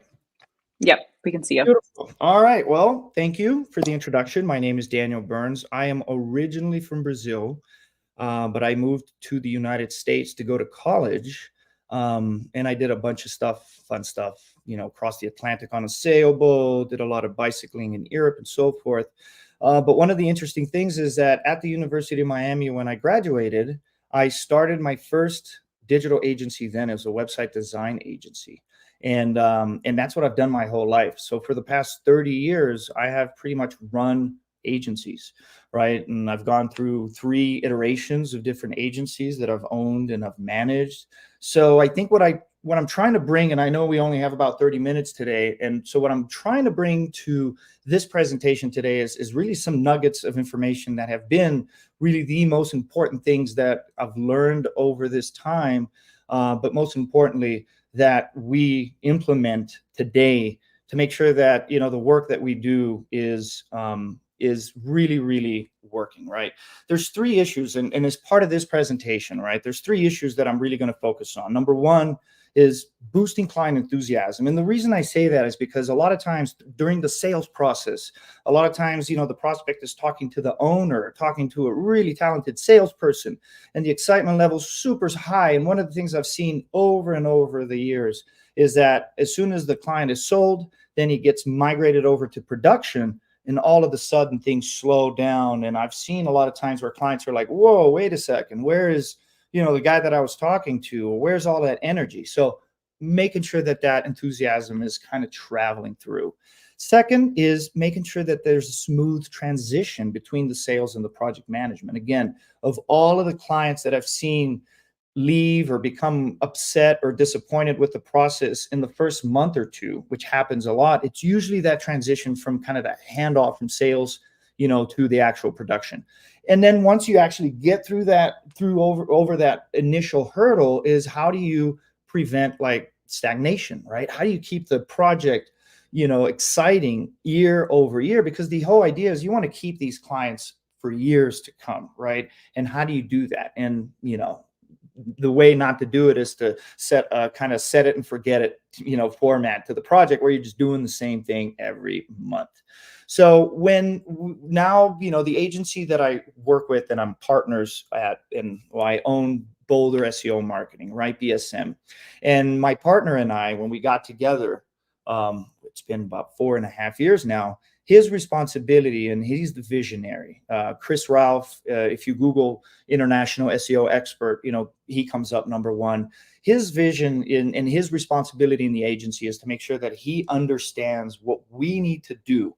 Where's SEO going? Where's SEO going to be, 3, 4, 5, 6 months from now? And what do we need to do today to be able to implement things that are going to generate results? And it works really well. And my responsibility was, how do we make sure that we keep clients happy? So when we first started working together, I'm like, Chris, if you can give us things to do for clients that are going to generate great SEO results, I can do my part, which is making sure that clients are happy with how we're managing, the clients. So what we specialize at Boulder SEO Marketing is essentially micro SEO strategies. And this is not what we're going into today, but our ability to work with clients to get specific pages and kind of make them shoot up to, the positions 1, 2, and 3 is really at the core of micro SEO strategies. And we use SE Ranking a lot in that process. From the beginning on, doing competitive research too, which is my favorite tool in SE Ranking when we're prospecting clients to understand which clients are going to be a good fit for us, all the way down to reporting, keyword tracking. I mean, there's so much, and I'm going to go into some more of these things. If you guys are interested in finding out a little bit more about what microstrategies are, there's a link to another webinar that we've done, and that's going to be posted afterwards as well. But my responsibility and what I'm here to talk about is essentially operational excellence. And now, operational excellence, one of the things that I'm really proud to boast is that we have about a 90% retention rate, right? And that retention rate comes from two things. Number one, generating results, right? We need to show our clients that, hey, we said that we're going to do this and that we actually do those things. But the other part of operational results is not only the processes that we have in place and the consistency on how we deliver things, which is really important, but the client management is a huge part of that success and that ability to keep a client for years to come. So this is a representation and something that I use every day and I've used for years in terms of how to really kind of use as a baseline for how we communicate with clients. And this comes from a story that I heard a long time ago, and I'll tell it really quickly because it's such an important part of everything that we do, right? There was, these three locomotives trying to move this huge train up a mountain, and they were working as hard as they could, but they were barely moving. But the guy in the front of the first locomotive, what he did is he got some tires and he put them in the fire, and all of a sudden it started smoking a lot, right? And then the guy that's running the operation, he looks up and he says, hey, if all 3 locomotives were working as hard as that first one, we would have been over the hill, right? And what that symbolizes for me is that they're all working as hard. But if you don't communicate the effort and the things that you're doing to the client, sometimes they're not going to know what you're doing. So communication is such at the forefront of everything that we do. And I take that a step beyond and I say over communication, both internally and to the client, is something that for us is extremely important. And I'm going to go into that in a little bit. But the reason that I wanted to put this slide in the beginning is because, excuse me, all the 6 different tips that I'm going to go over today really come back to this, the communicating and the over communication of things that we're doing and how we're doing and where we are in a specific process, right? The one question that I tell all my team and all my project managers that I never, ever want to hear from a client is, could you please give me an update on my project? Right? If we get that question, it means that we're not doing our communication and client management job correctly. So moving forward, this is what we're going to do, all right? Where I'm going to take you through essentially 6 steps. And again, we do a lot of different things, but I picked out 6 of them just because that's the amount of time that we have today, which I think are the most important things from when a project is sold to all the way to making sure that you have a happy customer that is working with you for years to come. Again, you as an agency, you need to be delivering results, right? So you need to make sure that if someone's giving you money, you are showing them a return on their investment. You're showing them progress. You're showing them that what you do is working. That's a must. If you don't have that, nothing that I'm going to talk about today is really going to work, right? Because you need to be able to showcase that the work that you're doing works. This is about making sure that you're having that awesome, crystal clear communication with the client. So 6 tips from as soon as that project got sold to make sure that you have happy clients. The first one is what we call the layered onboarding transition. So again, I've learned from running an agency the wrong way for many years, and today running it the right way, learning from my errors. Usually what happens is the sales department, like I mentioned before, the owner is going to go out there, get excited, sell the project, and then they're going to pass it on to a project manager, and the client's like, whoop, who's this guy? Wait a second, what about all the stuff that I talked about with the owner? Where's the excitement level? And then the client's disappointed. The other thing that happens a lot of times, and we did this again for several years in my previous agency, super excited, we want to close with you because we love you, but then it gets handed over to a strategist, and the strategist is going to do the onboarding, and he's like, oh my God, where's the owner? And all of a sudden the strategist does its whole first 2 weeks of onboarding, and then they pass it on to the project manager. In a matter of like 4 weeks, he's worked with 3 different people. All of the stuff that he's talked about has been lost, and the energy level, this type of onboarding does not work, or at least it hasn't worked for us. So what we've implemented that works really well is what we call the layered onboarding transition, right? So let's say that Chris and the owner of our company is talking to an owner, and as soon as they sign, or right before they sign, they're actually bringing me in, right? So I'm going to be the strategist. So Chris and we do a few different meetings together where in the first 2 meetings that I'm involved in, I'm actually doing the majority of the conversation and majority of the speaking, and I'm leading the meetings. So by the time Chris leaves the picture, they're actually already in the habit of communicating with me. The strategist is somebody that comes in, and we have, Barb and a few other strategists, so it's not necessarily just me, but the strategist is the big picture person. They're going to come in and they're going to do this custom approach. They're going to say, hey, this is what we're going to do, and so forth. But while the strategist is doing that, our project manager, who's our worker bee, who's really going to run with the operations of implementing this on a day-to-day basis, is also part of these meetings, right? So again, the project manager, as the strategist is doing the strategy and the strategy meetings, is very involved with the client. So by the time the strategist steps out, the client has already been communicating and coordinating with the project manager. And that, in our experience, provides a much smoother transition from the excitement level that they were having with the sales team to actually hitting the ground running. The second tip, 3 meetings in 2 weeks. One of the things that we've done, again, as big mistakes in the past, is that we'll sign the client, and all of a sudden there's a meeting in the first week, and then there's a meeting maybe in 2 weeks, and all of a sudden there's this gap, right? Because as you know, a sales team is going to be on it. They're going to be calling, they're going to be following up, they're going to be interested. And if that excitement level doesn't transfer into the first week, that is going to be a disaster. So what we do is, the onboarding needs to be fast. The client, the communication and the excitement level on the onboarding needs to be higher and more exciting than during the sales, right? Again, we need to be aware of over strategy, and I'm going to talk about that in a second. So what do we do when we sign an agreement?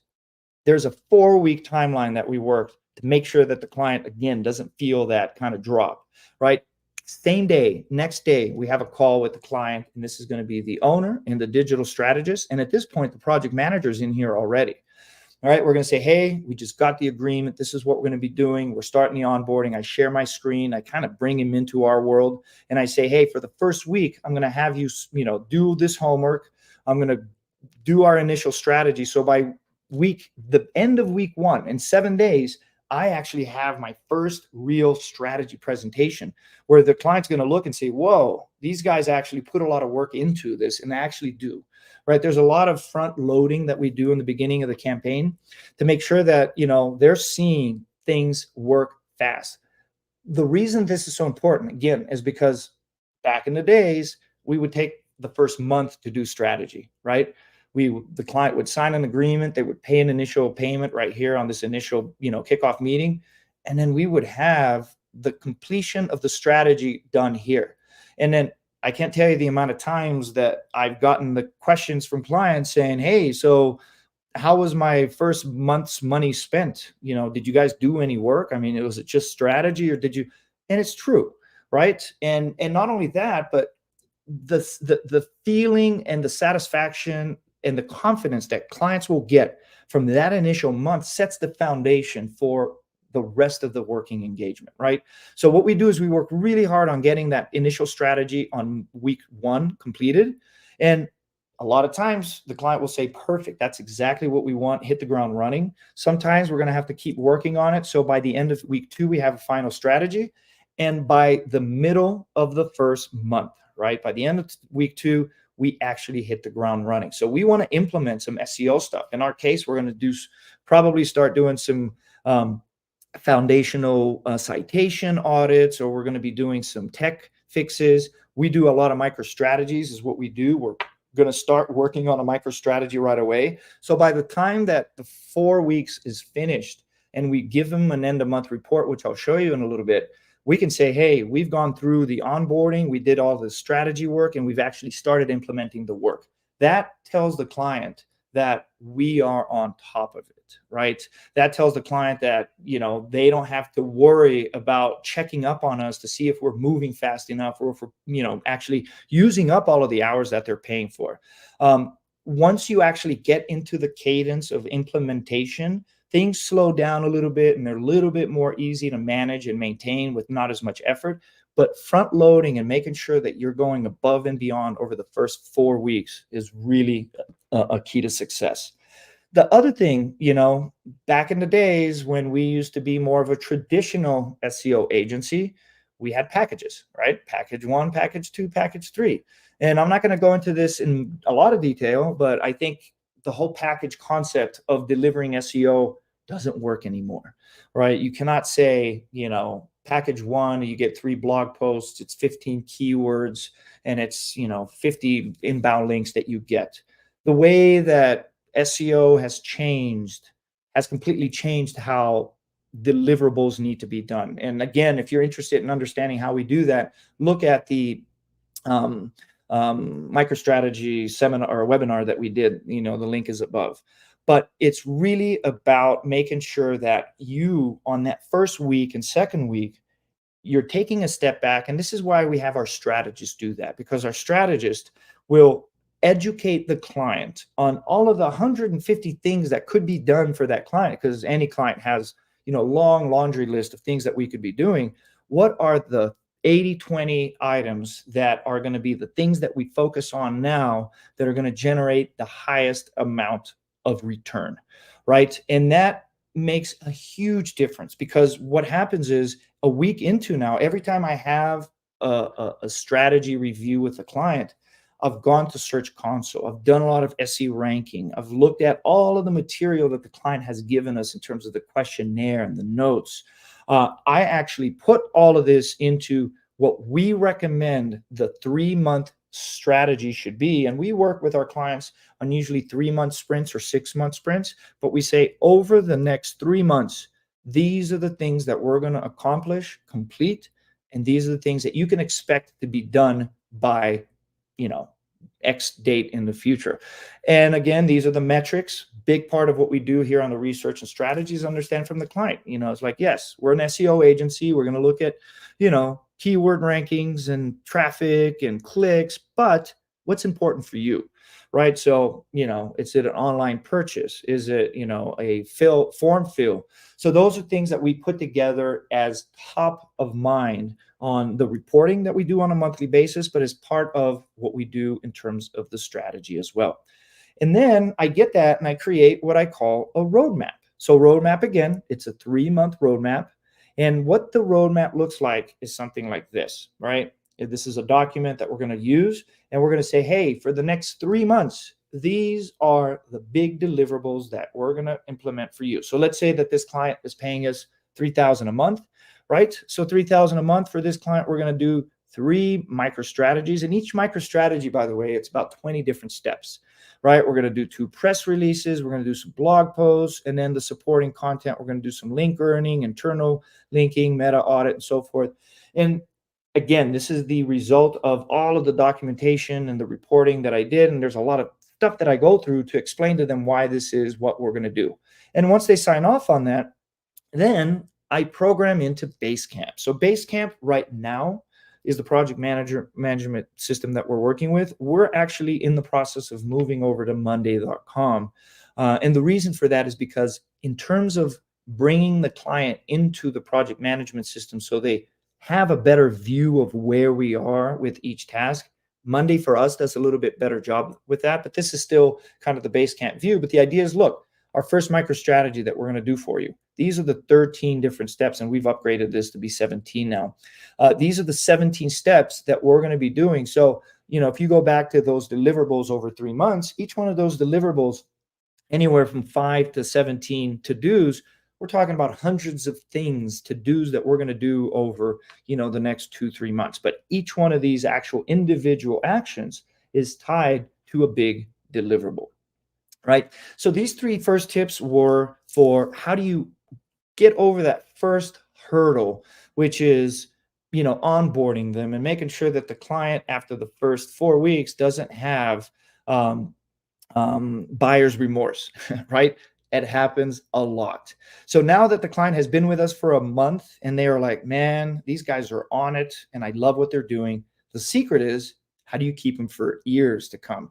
And in full transparency, our first client for BSM, which was 13 years ago, and it was Chris's first client, he's still with us today. Obviously, that's not true for all of our clients. We have clients that come and go. We have some clients that come and, month 2 and 3 are like, oh, no. But for the majority, we have a 90% retention rate. And our first client from 13 years ago, SEO client, is still with us. So tip number 4, re-strategize periodically. Again, when I first did SEO many years ago as part of our SEO agency, we had the packages. You do, are you part of our SEO Platinum plan? Well, you're going to get 3 blog posts, 2 of these and 5 of that, and just do that every month. That doesn't work. Doesn't work for 2 reasons. Number 1, that approach doesn't work anymore, so it's most likely not going to generate results. But number 2, the client sees the account as a stagnant, kind of repetitive, repeated thing that doesn't improve, doesn't adjust. So what we did is 3-month sprints. And the beauty of this is twofold. We do a strategy session, and then the project manager runs with that strategy for 3 months. And after that, our strategist comes in again, looks back and says, how did all of that work? Great. What do we need to focus on for the next 3 months? Readjust the activities. It might be less micro strategies. It might have to be more technical stuff. It might be that they're adding new sections to the website. Let's focus on that. And we do that every 3 months. Now, why that's important? 2 main reasons. Number 1, because instead of the client just working with the project manager, always the strategist, which is usually kind of a bigger thinker, in the agency, will come in and take a bigger look at the account. The client loves that. The client loves that, the strategist or the owner or somebody that's kind of managing the project manager is coming in to check in on the account and to check in with the client every 3 months. But number two, this truly works, right? Because you're always like sailing, right? You can't just let the sailboat go in the same direction for the whole trip. You are always adjusting to see what are the important goals, what are the things that we did that worked really well, and readjusting the direction that the boat is going, and then obviously readjusting, the tasks and the deliverables that you're going to be doing. This keeps the campaign fresh. This keeps the client excited because he's just not getting the same thing every month, and he's not talking to the same person every month. Although the project managers are amazing, but just the ability for the strategist to come in and the client get the feel that they're talking to one of the upper management, every once in a while, they love that. Tip number 5, communication pulse. So this is something that I'm very adamant about. Going back to the picture of the train, over communication works. And I've gotten a lot of pushback from my project management team. And what this is this document here, and I'm actually going to jump to it real quick in a second. But what we use is I have all of my project managers print this document. I have one right here that I use for the projects that I'm managing. And I ask that our project managers send every client a daily pulse. What's a daily pulse? It's a daily puff of smoke. It's a question. It's a quick update. It's a screenshot of Google Search Console showing them a short win. It's an update on a specific task. It's over communicating. Why? Because I've been the client many times, right? And when I'm paying an agency to do something and I don't get an update for a week, in my mind, I have no idea what's going on. And they might be working their butts off over there, doing a lot of work, going above and beyond. But if I'm not getting any updates, the first thing that comes to my mind is, I think I'm on the back burner with those guys. I'm not sure they're doing any work, right? The pulse is a way to overcome that. And one of the things that, my project management team pushes back on is they say, oh, no, but it's too much. And I'm like, you tell me ever when a client said, please stop sending me so many updates because this is enough, and then we'll stop doing these pulses. And we've never, ever had that complaint, right? So every month I have my project managers print this. Some of them use this digitally. Some of them use kind of a slightly different format. But it's send a pulse. And we do pulses internal and external. External pulses is to the client. Hey, client, we're working on this, blah, blah, blah. Hey, here's a screenshot. It works, right? Over communication. And the internal pulses are essentially looking at the vendors and the people that are actually doing all of the internal work and touching base with them on a daily basis to make sure that everything that is working, that is having to be produced for that client is getting done. So there's no surprises by the time that's deliverables. And that goes back to Extreme Ownership, which is a Jocko book, which I highly recommend any agency owner to read, because it just empowers project managers to really own the deliverables and the quality of what they do. So Extreme Ownership by Jocko, and the pulse, internal and external, is a great way to do that. And my last tip, which is the last but not the least, but almost not as important, and this is the reason I'm going to say is not as important, because at the end of the month, we do send a report. And our report is broken down into the first page. Here's our strategy. Remember, our roadmap for the 3 or 6 months is this, right? So we always go back to it every month so they don't lose track of what the bigger picture is. Then we take a screenshot of our project management system and say, hey, by the way, on the tasks that we're working on, these are all the ones that have been completed, and these are the ones that are being opened.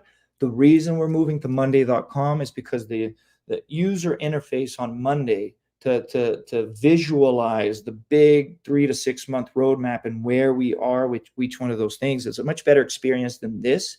So if I do one of these presentations in the future again, you'll most likely be looking at a Monday.com, communication. Again, it's how we feel is the best way to communicate to the clients. But most importantly, we do an executive summary. And the reason the executive summary is so important is because in our experience, 9 out of 10 clients, they don't read the reports. They don't look at the reports, right? But they will look at this executive summary, which is the first page of the report, but it's also going to be in the email saying, hey, client, executive summary, click here to download your report. And then the report's going to have some metrics, which we get from Google Search Console, which we get from SE Ranking. And then we're going to be, and this is the most important part of the report, is like, hey, client, this is the stuff that we completed for you last month. They love seeing this, right? Because they know that the money that they paid us was put to good work. And client, this is the stuff that we're going to be working on the next month. Are you okay with this? Do you have any changes? Would you want us to focus on anything else? 9 out of 10 times, they're fine with it because they know that we're doing a really good job at running this. But the reason that I say that reporting is not as important is because of the pulses.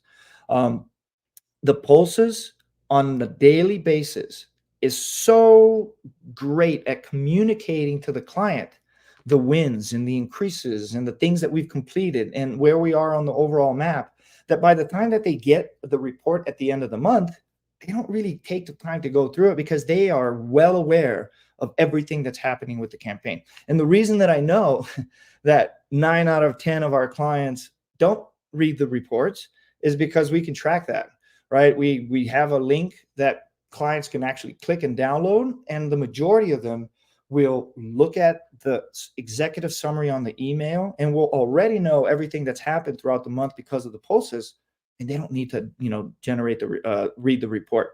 So in a nutshell, when you do, the client management correctly, the client is always aware of where you are in the process of managing the project.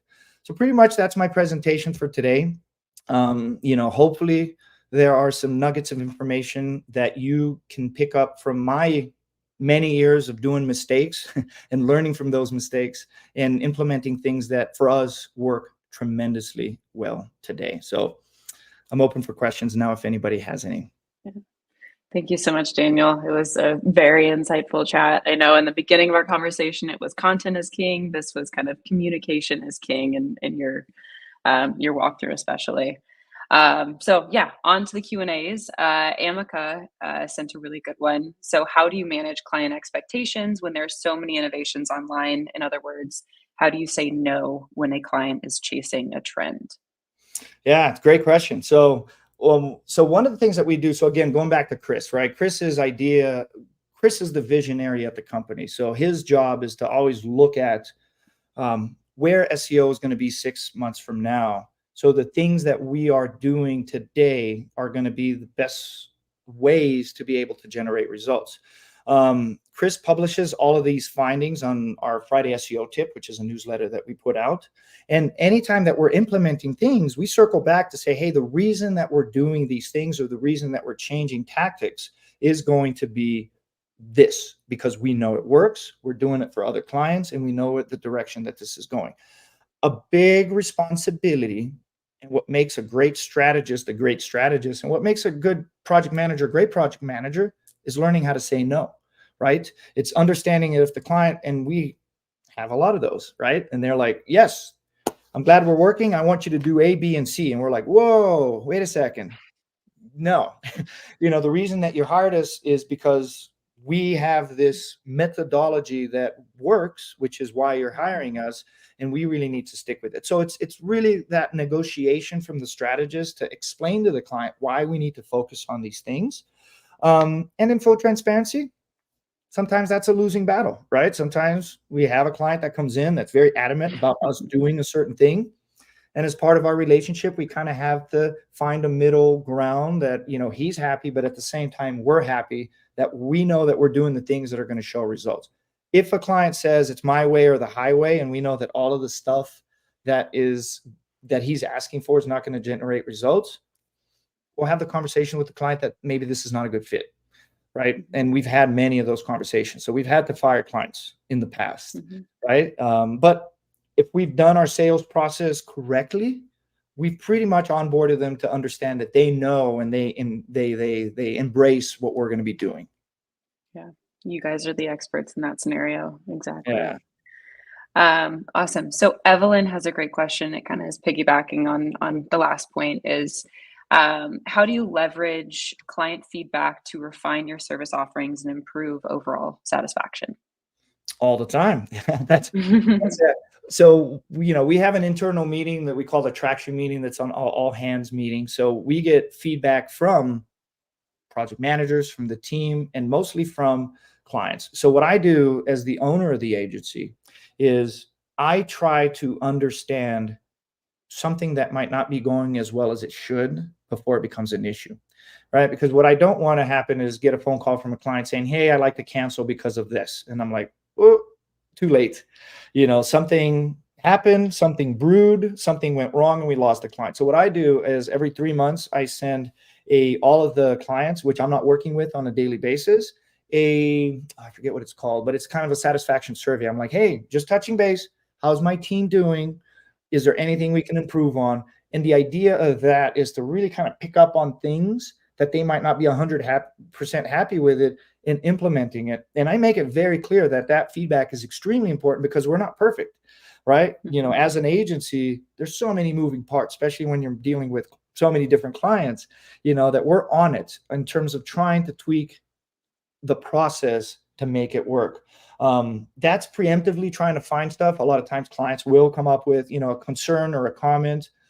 Number one, we get back to the client saying, we truly understand, where that comes from. Is if there's something to it where we kind of screwed up and it's like, I'm upfront with the client. Again, really sorry. This is something that, shouldn't have happened. It happened. And we're really active in terms of trying to change, fix not only that, but again, fix our process. Because everything that we do, we've built this agency on processes, very simple processes to follow for everything we do, with the idea that we want to scale, right? And the only way to scale an agency is to make sure that you have very specific, simple processes. So if something didn't go well, it's either because a process needs to be updated or somebody's not following our process, right? So internally, we try to address that either by updating a process or making sure that people are following the process the right way. You're successful for a reason, and you've proven that. Yeah, exactly. And then let's say kind of along the lines, and this is very similar to kind of where we left off. So Carlos Jimenez said, how do you handle conflicts or disagreements with clients regarding strategy or performance metrics? Yeah, so it's a good question. So as a kind of a funny thing, one of my nicknames back in the days was like the fireman, because I was the one that was brought in when there was conflict, right? So when the client was unhappy about something, I would come in to kind of try to diffuse. So, and the reason I say that is because I think it's twofold. I think the ability to have somebody in the agency that's good at diffusing situations is key, right? I've seen many times when a client is unhappy about the quality of the deliverable, or, we said that we were going to be reaching page 1 by month 3, which we never do because we don't promise results, but we said, we're going to do something by then and it's not there yet. There's always going to be clients that are unhappy about something, right? When it comes down to metrics, right? The metric conversation is something that right off the bat, before we sign off, we're like, dude, we're not Google. We don't know what they're going to do. What we know is what we can do in terms of best practices that we know what works for everyone is really up to Google to move you up and down as quickly as you want. One of the biggest concerns or complaints that we get is a lot of times when we sign up a new client, we look at their search console and their metrics are just going down, down, down. We tell clients very upfront, we're like, something's happening to your website. It could be an algorithm update. It could be something. And we have no idea how long Google's going to penalize you before they start taking you seriously again. And we've had clients that for 6 months after they've hired us, the trend keeps going down still, and they're not happy, right? Hey, we've just given you X amount of dollars. And it's really just from day one on sales and sitting down with clients that are upset about something, again, being crystal clear about what to expect, what's in our control and what's not in our control, right? And understanding that the reason that you hired us is because we're really good at what we do, but there's a lot of things that are outside of our control, right? But the one thing that a client can never be unhappy with, in my book, is our inability to communicate, our inability to deliver quality work. Those are the things that we have control over as an agency and that we can guarantee is getting done correctly. the communication and the conversation with the client of the results aren't there yet, or they're not fast enough, that is something that's really outside of our power, and it's easier to diffuse that conversation and help him understand, the reasons for that. Managing all those expectations, exactly. And so Vinika had a couple good questions. Her first one was, how much time does it take in your process to onboard one client? Or I'm sorry, how much time does it take for one client to transition in layered onboarding from sales to project manager? Yeah. So, I mean, there's projects and projects, right? So we've been doing this for so long that sometimes a project comes in that is very similar to another project. So even though it's a custom process that we're going to go through, so to answer your question, I do a lot of research. So I go through Google Search Console, SE Ranking. I bring down, existing page optimization from SE Frog or Frog. I forgot the name of the application. Screaming Frog. I bring in all of these different pieces of information, which takes me about 4 or 5 hours to get all of the content in one place. And then from there, if it's a pretty straightforward project, it takes me another hour to come up with a strategy that I really like. And a lot of times on that first week, I'll present this strategy, which took me 6, 7 hours, and the client's like, hit the ground running. So then we're, by week 2, we're doing work. And then there's other bigger enterprise clients, which is a whole different, ball of wax, which a lot of times will take 4 weeks to onboard. It'll take, 60, 100 hours to really get to something that, that makes sense. And a lot of times, a lot of clients, smaller clients will hire us to do everything. A lot of clients will hire us to do the content and the strategy for MicroStrategies, but they have, PR team, and they have a development team, and they have, all kinds of different teams. So a big part of that first month is coordinating to see who's going to be working what, aligning our content calendar with their internal content calendar because they have their own content. So the onboarding, again, on a longer case scenario might take 100 hours in a whole 4 weeks. But for the most part, the clients that we work with, somewhere between 8 to 12 hours is average. And we're starting the implementation of SEO usually by week 1 or week 2. Awesome. And I have time for one last question. It's going to be a nice broad example one. So Retro Rambler said, what's the biggest, most unique challenge you've faced in client management, and how have you overcome it? I'm going to interview question. Yeah, I mean, there's so many examples. I think the one example that's that I like to say is, and I'm going to do this from an SEO perspective, right? An SEO agency perspective, is when we work with new clients that already have traction, that already have kind of a domain authority, that have rankings. In my perspective, they're a really great candidate for SEO because they're going to see traction and things move faster and quicker. One of the biggest challenges that we've had in the past, and we still have today, is the conversation that we have with brand new websites, right? A brand new website comes in and they have 0 domain authority, 0 traffic. The conversation that we need to have with them at that point is, SEO for you is going to be a long-term strategy. 2 things about that. You need to be ready to invest money in this for 6 months, 8 months before the phone rings. Right? Is it important that you do this? Absolutely. Right? Because long-term, once you get to those rankings, it's the gift that keeps on giving.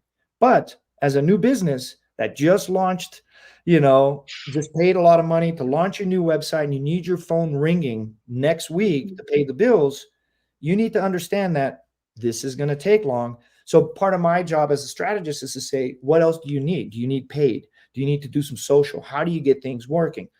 And during the sales process, I'm very adamant about telling that to the client many times. And I even paint like a dark picture. It's like, you're going to give us money for 12 months before you see any clicks. And they're like, I get it. I get it. I get it. But guess what happens?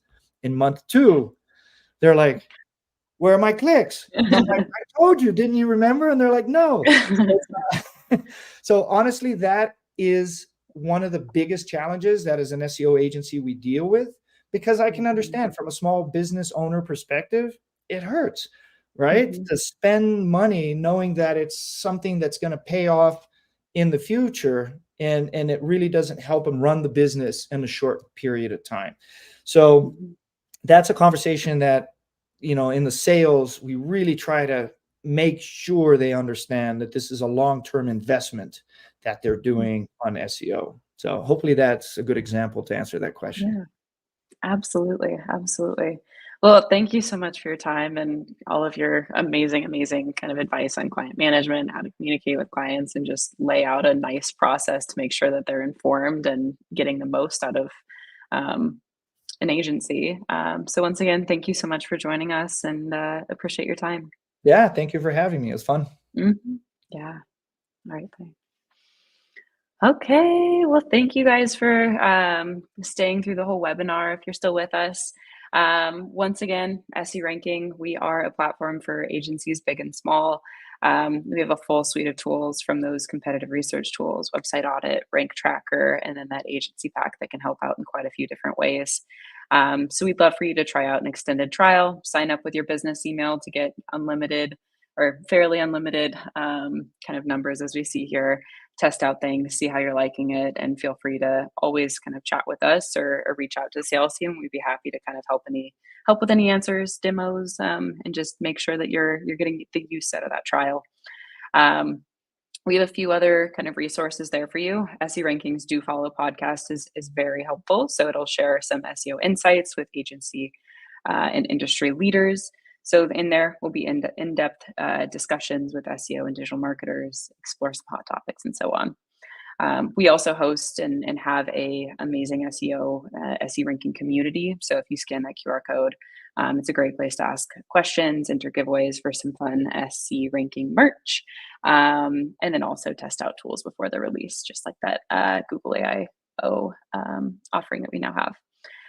Please feel free to follow us on the different channels. We have LinkedIn, YouTube, Facebook, and Twitter, and always communicate with us. Just as we learned from Daniel, we're happy to communicate back.